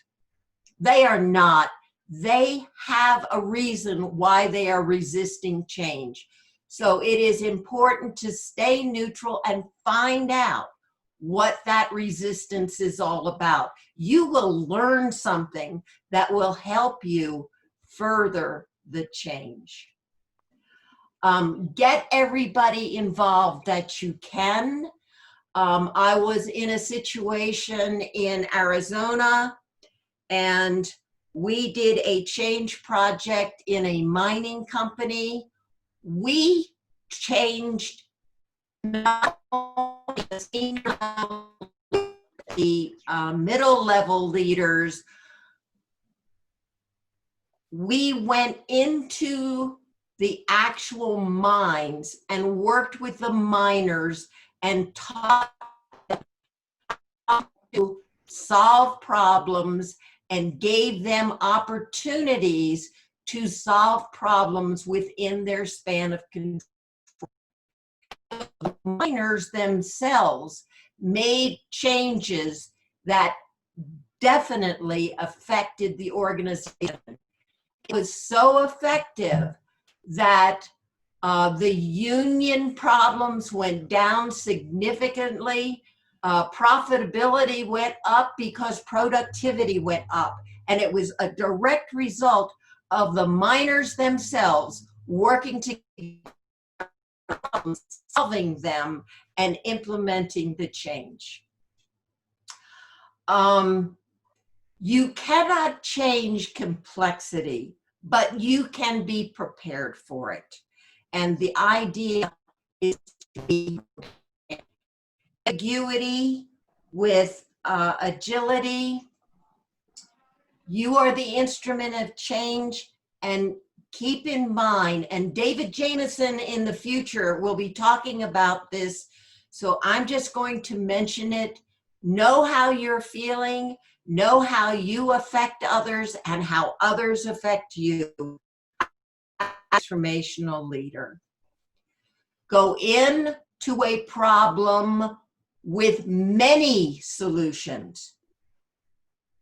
The more solutions you have, the greater chance that you will find one that will work. Be a critical observer of your environment. Know that things happen for a reason. There are no coincidences. Pay attention to those coincidences and use them as information. Think outside of any boundaries. Try to be as creative as you possibly can. The more you are, the more help you will be in an ambiguous situation. Be a generalist. Think in terms of lots of information, lots of ways of intervening. There is no one answer in an ambiguous situation. So if you have a favorite technique, don't hang on to it. Think as many techniques as possible. What is the best solution for the situation? Go in with a plan, but if the plan's not working, throw it out and do something else. Often we go in and we say, but I had this plan and it was really wonderful, but it may not work. What you want to do is have rapid innovation of products and ideas. And the only way to do that is to be flexible. Okay, comments, questions, thoughts? I'm turning it over to you guys who are facilitators.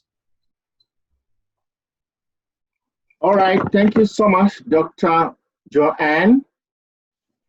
You're speaking from which state? Colorado. We're supposed to get, yeah, we're supposed to get snow next Tuesday. So we're starting winter. All right. Yes. It's a coincidence. My sister lives there. Anyhow, thank you so much for your insightful input. I love the fact that you've used visuals as well, because some of us are visual, auditory, and kinesthetic learners, so we enjoy seeing pictures as well. It's a presentation skill that I use often, and I love it when other people use it as well. Thank you so much for that enhancement.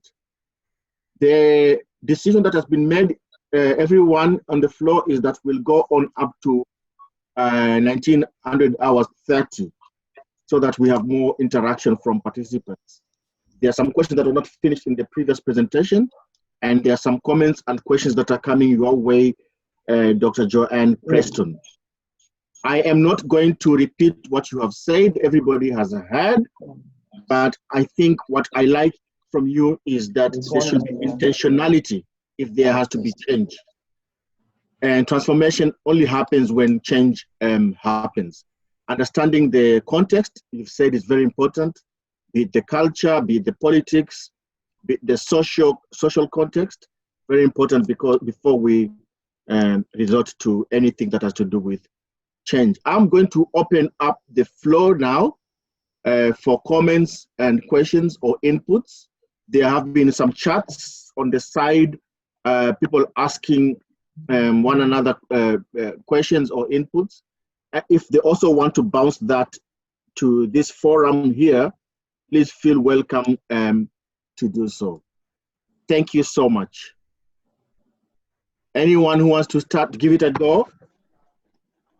I think Dr. Tony, we can have people raise their hands in the chat box so that we know how many people have contributions and comments.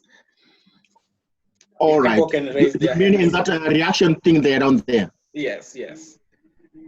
I only see clap and thumbs up. Okay, let's see how it works. From my side, I only see two. I see this and I see that. Okay.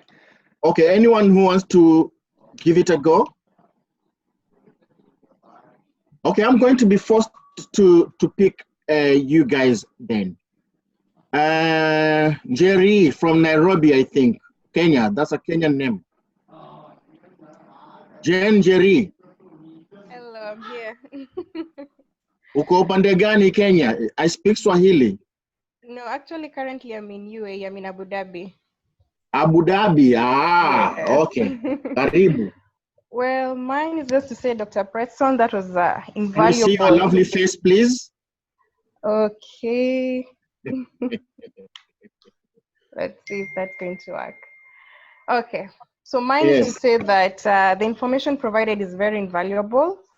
Yes. All I can say is from that presentation is that the challenge that you're facing today is that leaders, they just make decisions like in organizations, impose them on the employees, assuming that the employees are going to be okay with what they say. And that's why you see that in most organizations, you have unhappy employees because yes, there's change made in the organization. The change is supposed to bring like transformation, but because employees were never informed, nothing happens. It just remains stagnant there. It's just there. So I think my comment is that leaders need to follow the steps that Dr. Preston has informed us today. Thank you. Thank you so much. Thank you so much. So yours is coming in on the side of complimenting her and insight that you've gained. That's good. Yeah. Okay. Anyone else who wants to have an input?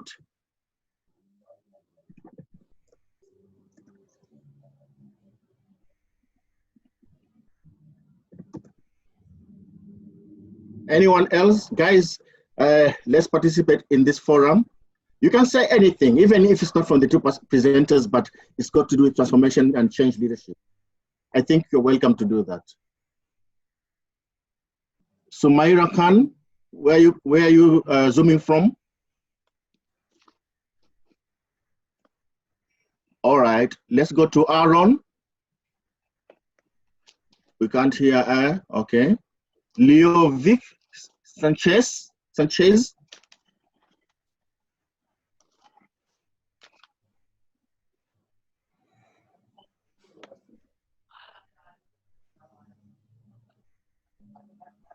Okay, Emmanuel Jang, you are here. Any input from you? Good afternoon. May I add in?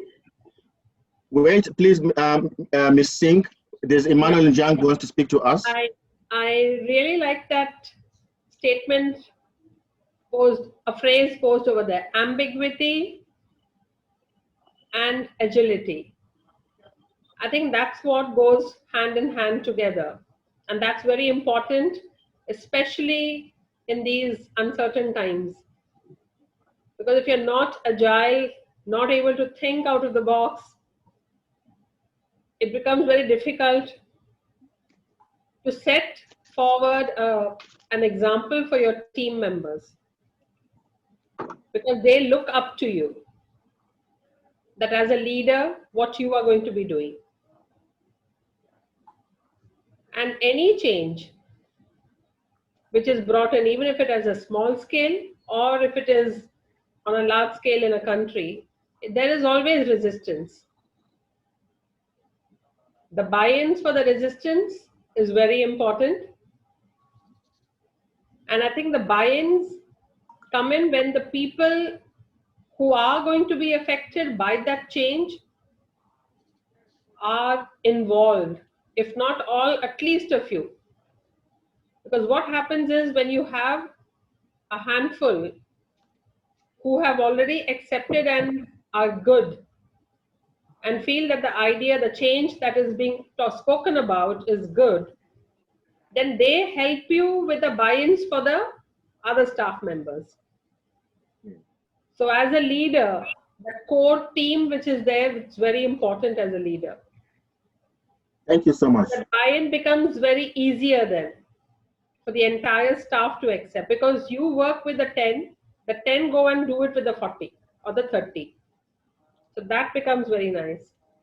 And agility is something which is going to be one of the key skills as a leader. Everybody has to face thinking out of the box and think on the spur of the moment. I like that plan A doesn't work, plan B didn't work, so you come up with a plan C on the spot. That's how agile a leader has to get to. So that's what I would like to add in. Thank you. That was a lovely presentation, very insightful. Thank you so much for that. Very insightful, very informative, full of action as well.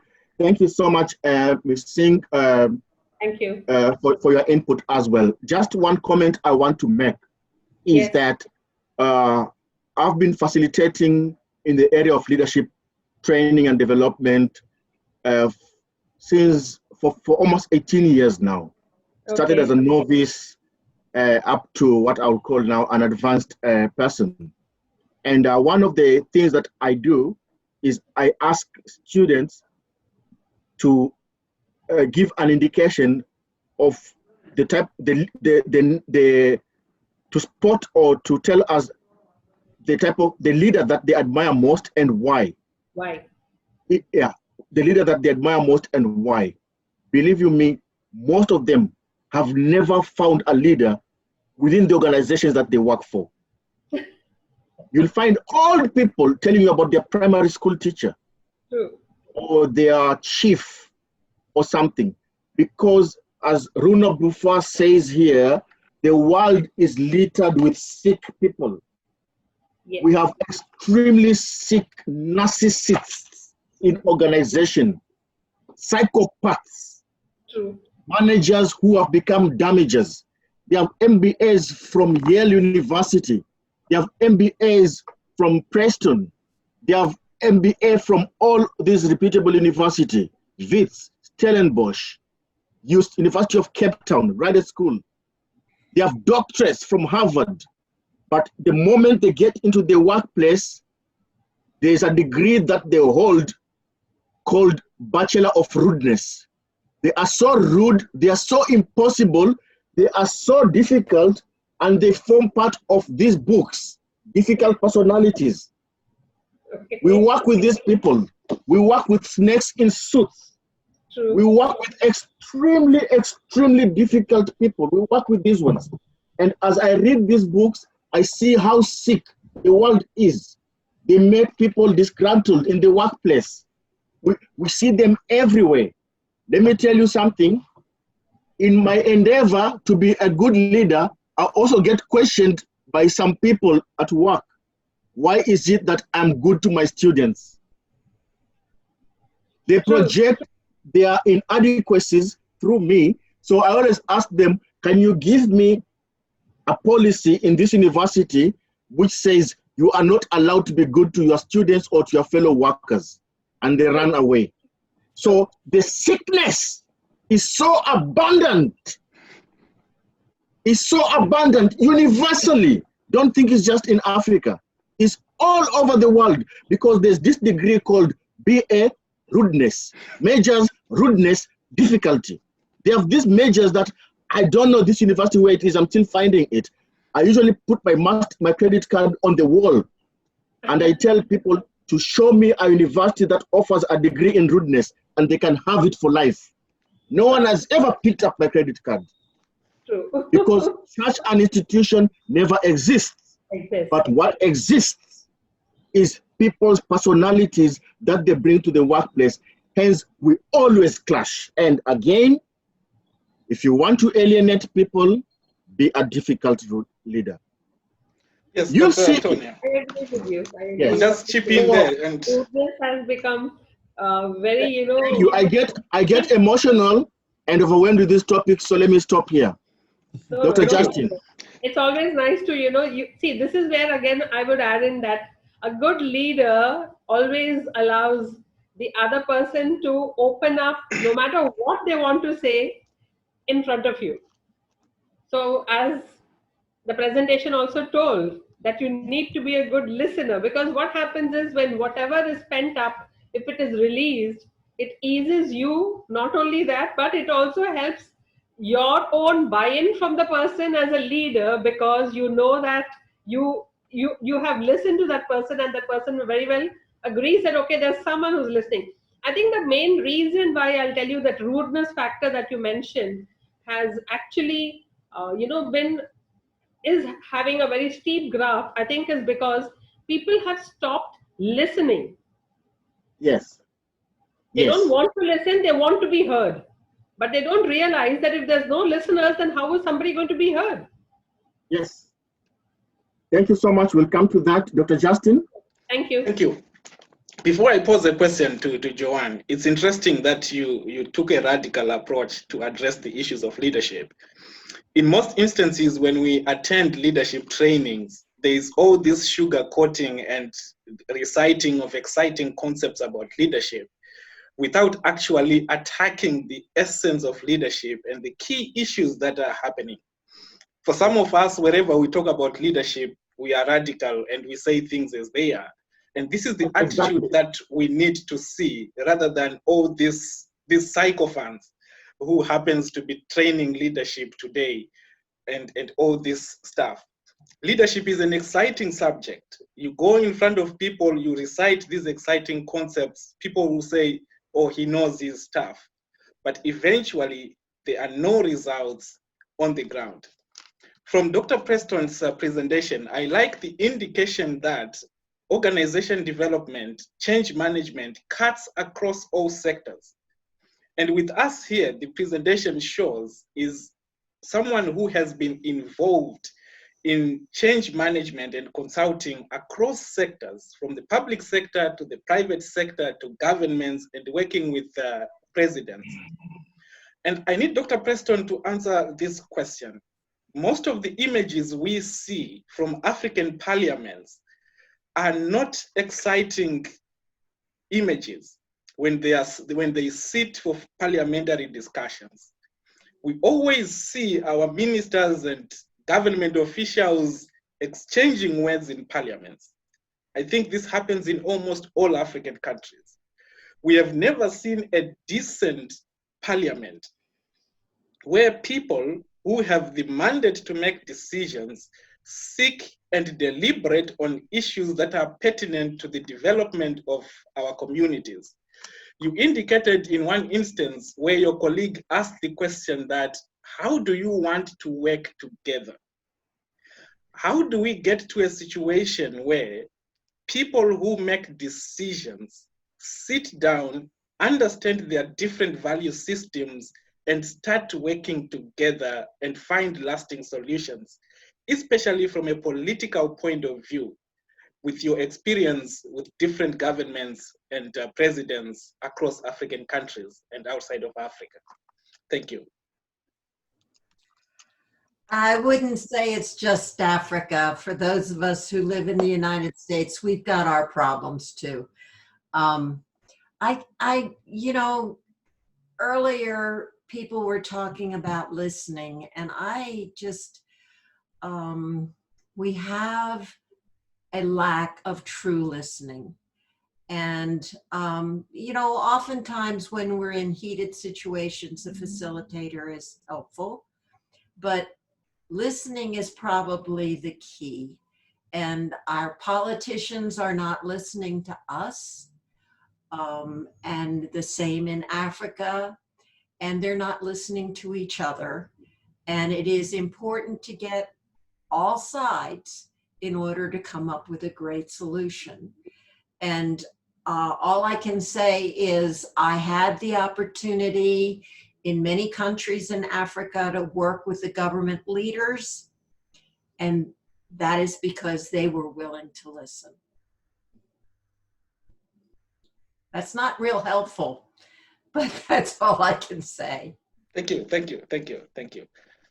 I can add a little, I think, to what Dr. Preston just said, which is, in addition to listening, it is important to be willing to trust the relationship that any of us as HR or OD practitioners seek to establish with a client, starting there with a trusting relationship that enables you or me as the consultant to coach the leader with whom I'm working, so that that leader feels that he or she has a partner who will engage with them and help them to lead the people in the organization in a different way, perhaps, than they ever have before.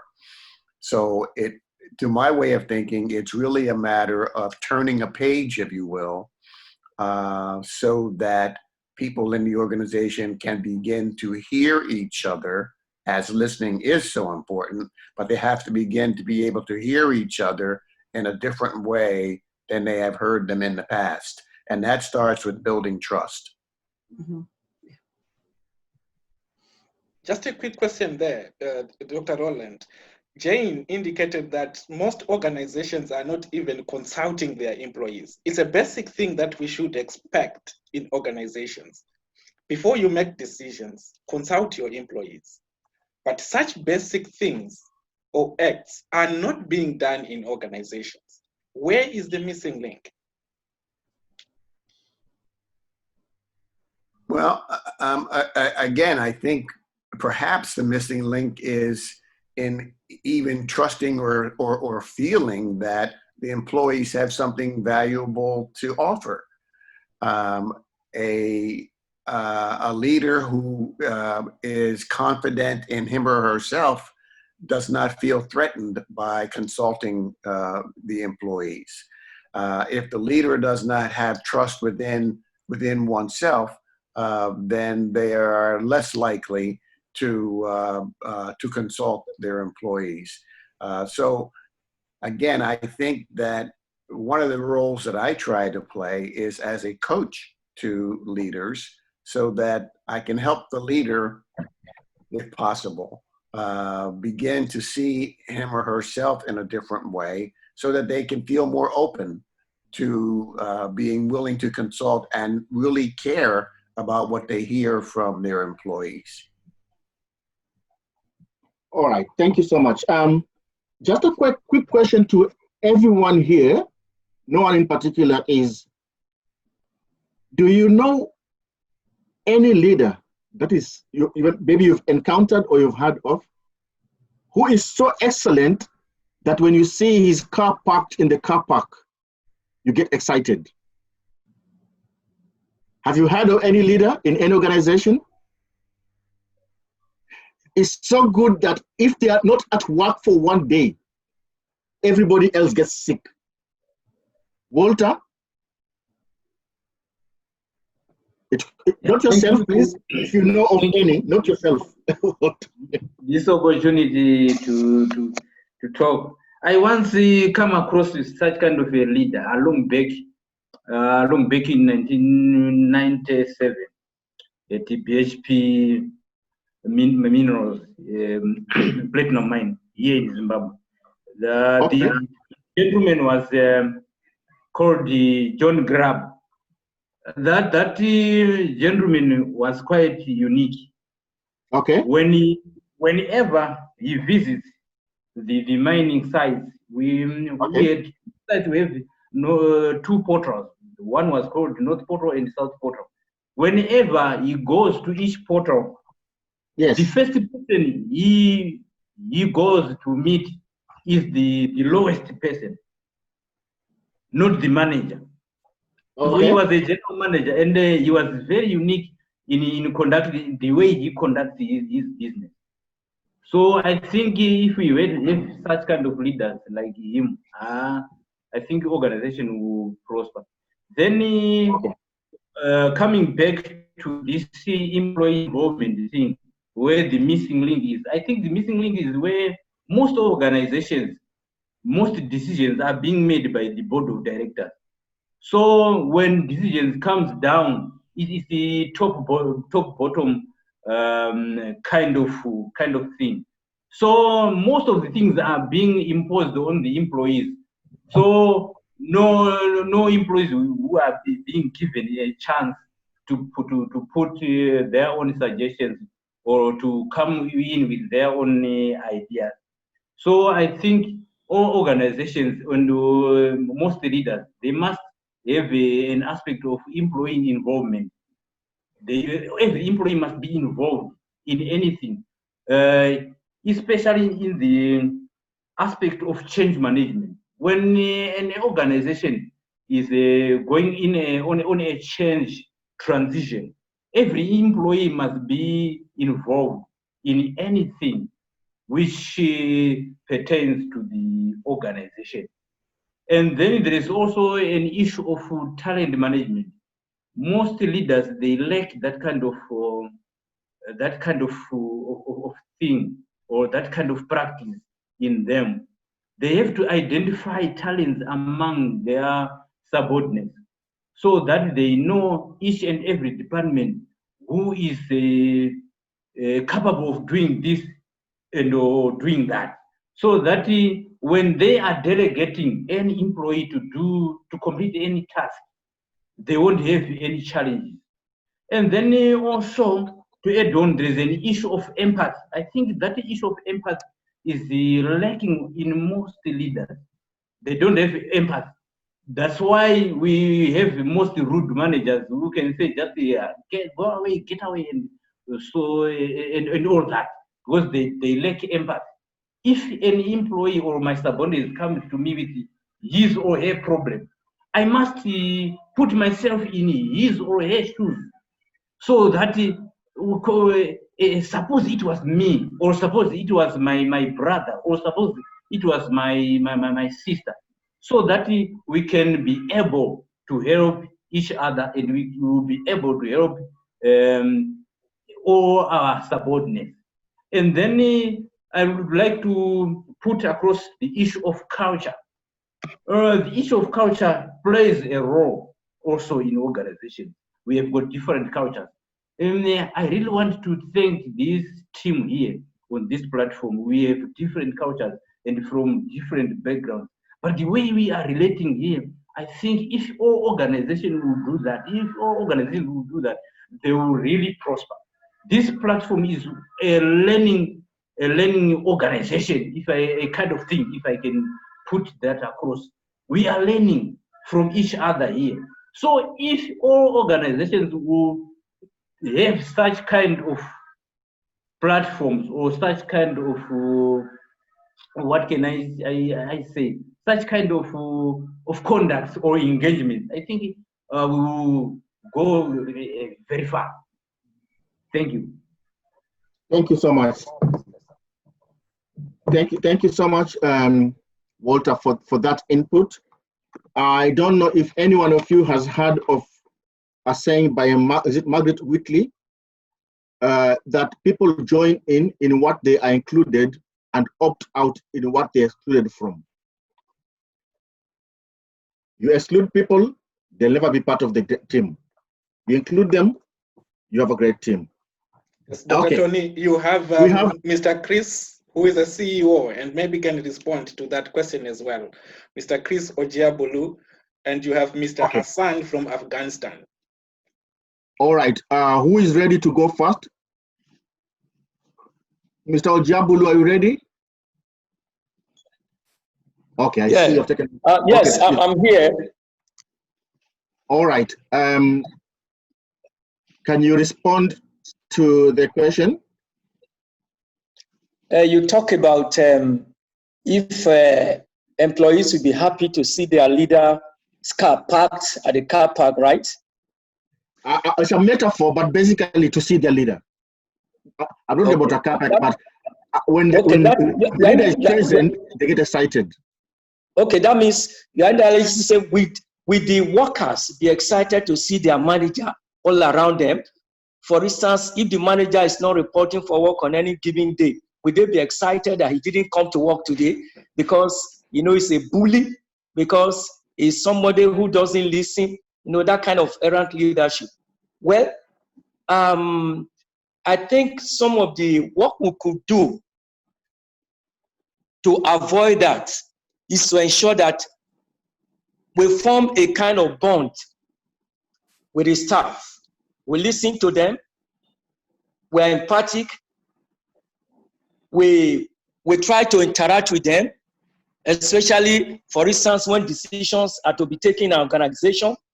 You call the managers at the top level, you hear their views about any given issue, and then the lower levels of people, because for me, nobody is useless. Everybody has some sense, some level of sense.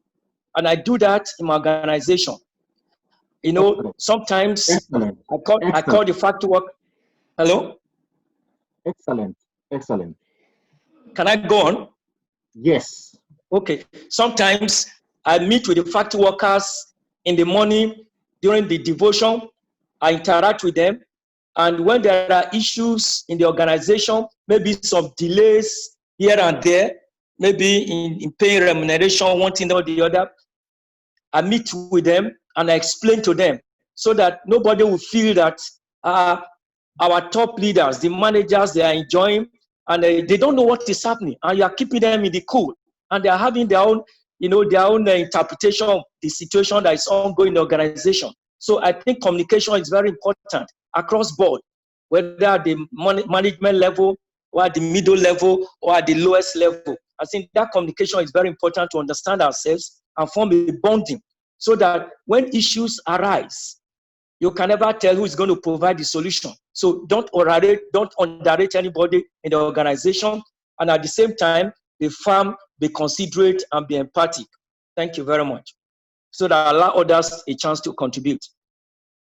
All right, we just now left with about 10 minutes, and then Dr. Justin will round up the session and appoint somebody to say a vote of thanks, or he can say it himself. So 10 more minutes of interaction.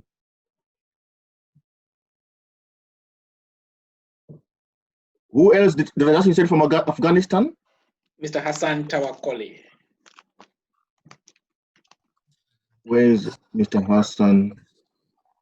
My question refers to Ms. Preston, and I want to ask Ms. Preston how transformational leader reframe obstacle to opportunity, or how leader can change the problem into opportunity. I want Ms. Preston to ask this question. Okay. To answer this question. You were breaking up, but I think you said, how can you get the transformational leader to change a problem into an opportunity? Is that yes. What you're, okay. Well, if you are the facilitator, having that discussion with that person and saying, okay, let's focus on the situation outcome that you want. And generally when people start describing what they want, then it is positive. When they describe what they don't want, it's all the negatives. So I'm encouraging facilitators, if they have built the trust that Roland has suggested, to get your clients to focus on what they want in the situation, which generally is positive and is an opportunity.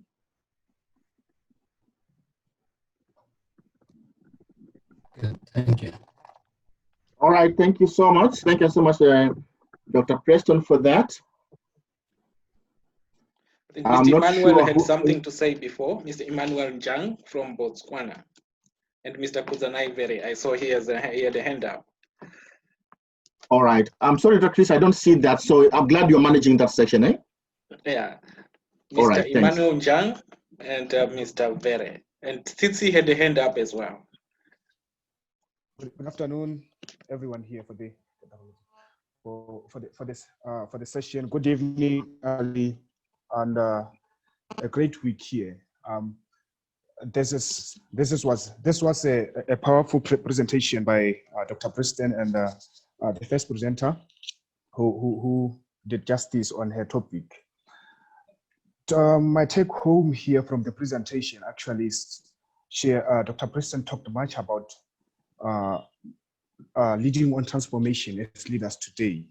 She talked, one thing that caught my attention is be clear about what you can or what you want. Issue of clarity is something that today organizations, leaders, individuals, they're suffering from when it comes to how they want to lead, where they want to go, and then what do they want to achieve. So it's very important for us as individuals, organization leaders, and companies to first understand or be clear at what we want to achieve, so that we know what we do at the right time, and then who does this at the right time, and then we know the result that we want to achieve. So to everyone who attended today's session, let me say thank you for your time here today, and then once again to Dr. Preston and the other facilitator. Thank you for the powerful presentation that you made today. You did a very good presentation for us. It was clear. Everyone, I believe, we had a take home for this. Now we are just going to implement on the lessons they shared to us. Thank you so much. Excellent. Thank you so much. Thank you so much for that. Dr. Justin, who else are you in your queue? There's Professor Grace. Professor Grace Akinola. Prof?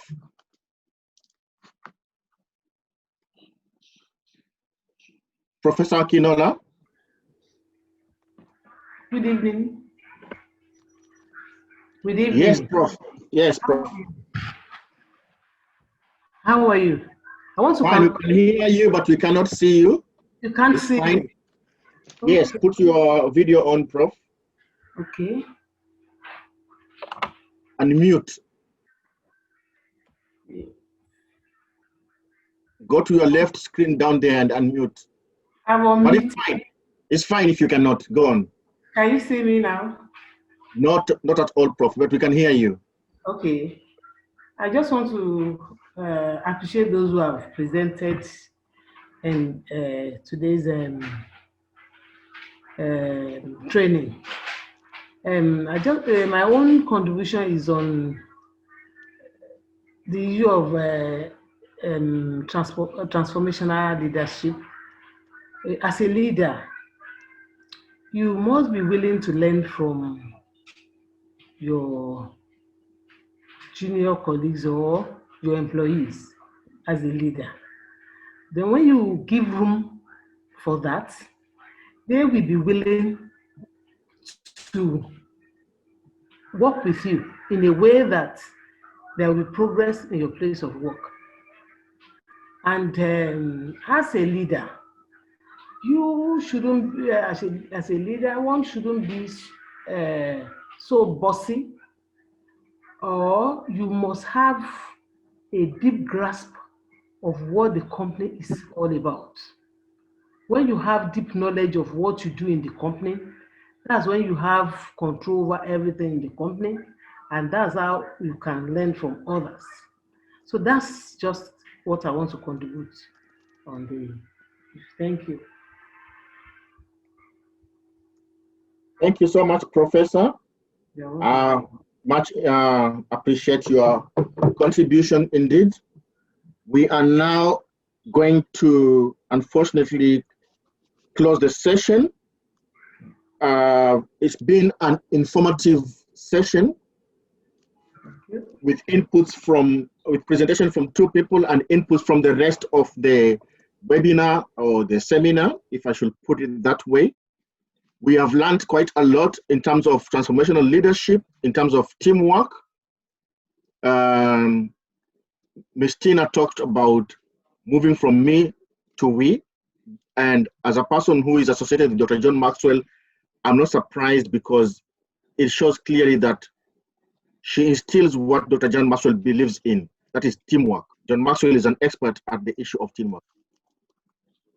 Dr. Joanne Preston from Colorado, thank you so much for your input as well. I'm not here to give a vote of thanks, but I'm just saying we have really learned a lot from you. Your vast experience when you talked about meeting presidents in Africa, and when you talked particularly about asking presidents to listen, that really impressed me. Because I'm sorry for my counterparts from Zimbabwe. When I read this book, The Restless Fall of Mugabe, the last chapter,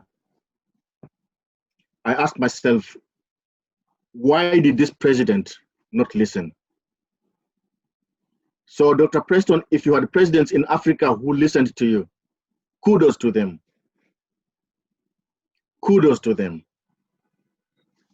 Many people have forgotten what leadership is.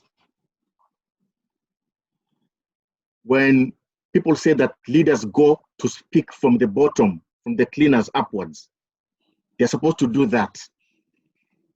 Everybody in an organization is important. If the cleaner is absent for 3 days, go to the toilet and see how dirty it is going to be. They are paramountly important, and so is the CEO. We should not underestimate such people. But I'm not here to make a presentation, just to say that you are very privileged to have met these people, and maybe in future we can hear more input from you about the type of conversations you've had. Maybe you can make a small presentation titled Conversation with African Presidents. It will be interesting. I want to leave the floor now to Dr. Justin to take over and finish up. I'm not gonna come back to the session. He will give us a little bit of his insights into the presentation, wrap up the session, and also do the vote of thanks. From me, asanteni sana, thank you so much. Diabonga kakulu, natotera sana, bayadanki, shukran, inshallah. Thank you. Thank you so much, Dr. Anthony. I will ask my colleague here, Dr. Dotun, are you there? To wrap this up, then probably I would give a vote of thanks. Dr. Dotun.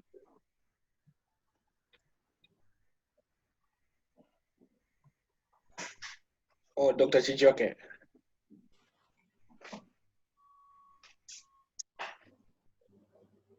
All right, I take this opportunity to appreciate everyone, particularly the International Society for Organization Development and Change, represented here by Dr. Joanne and Dr. Roland. We sincerely appreciate the support that you are giving to us as a young network. We are committed to advancing the field of organization development, and the members who are part of our network have that commitment, and we sincerely appreciate the support that we have received during the past three months. And we do look forward to a long-lasting relationship in advancing not only the field of organization development, but leadership and sound corporate governance. And we as a network, we are committed to learning, and we invest so much in ensuring that members learn, but after they learn, they need to practice what they learn. It's not all about conducting webinars. We are not in the business of doing webinars, but it's just one intervention that we use to communicate the message of organization development. Before I close, my colleague asked me yesterday, we shared Dr. Preston's profile on our platform. And my colleague asked me to say, you know what, I thought I had done something I have not yet started. Just briefly, Dr. Joanne, tell us about this story, how you got to where you are today, in just maybe 2 minutes as we close.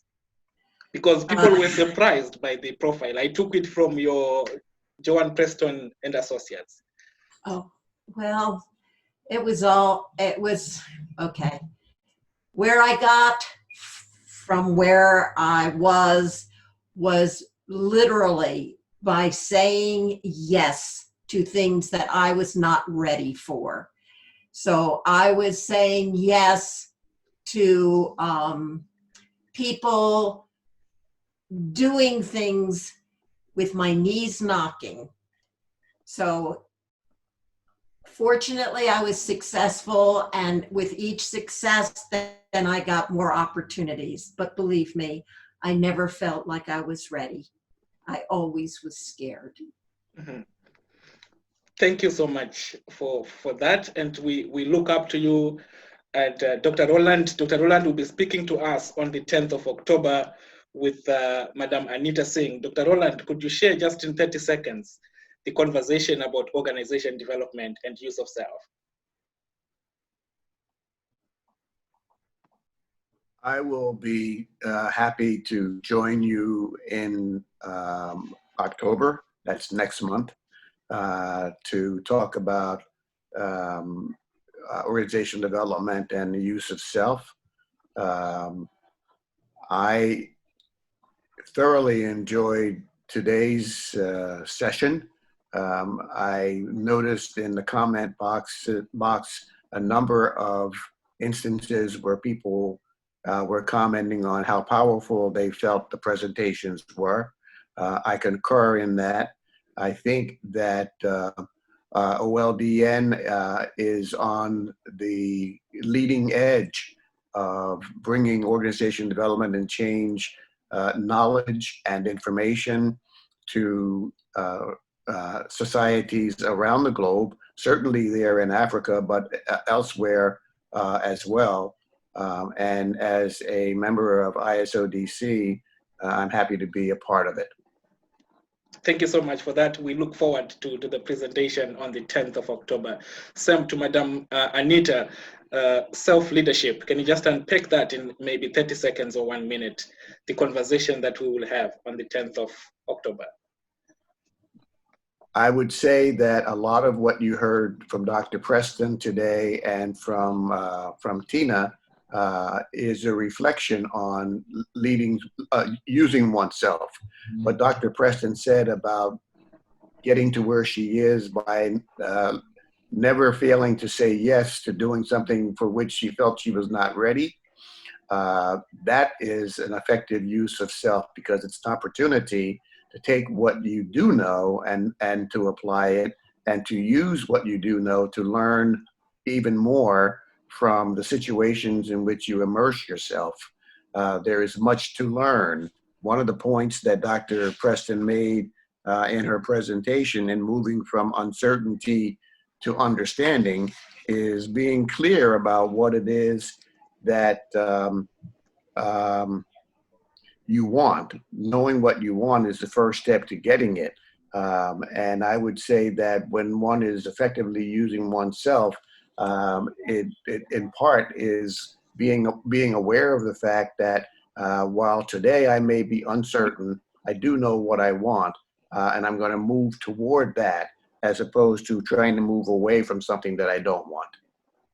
Thank you so much for that. I will ask Tsitsi to give us the vote of thanks so that we close in the interest of time. Tsitsi, can you do that for us, the vote of thanks?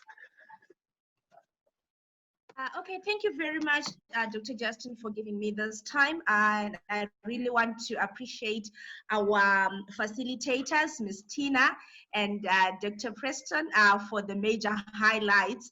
What I liked most was the practicality of what you're bringing on board. And I pray that as members, we'll be able to try and begin to put those things into practice to become better leaders.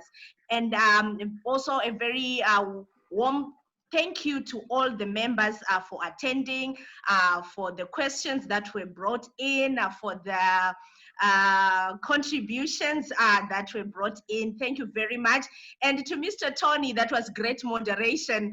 I actually put in the chat box that I think I'm gonna look for the graceless fall of Robert Mugabe. I really liked the way you continuously brought the various books to our attention. So thank you everybody for coming and joining us, and let's keep networking. Thank you. Thank you so much, everyone. We will be closing this meeting. Thank you so much. Much appreciation. Thank you. Thank you.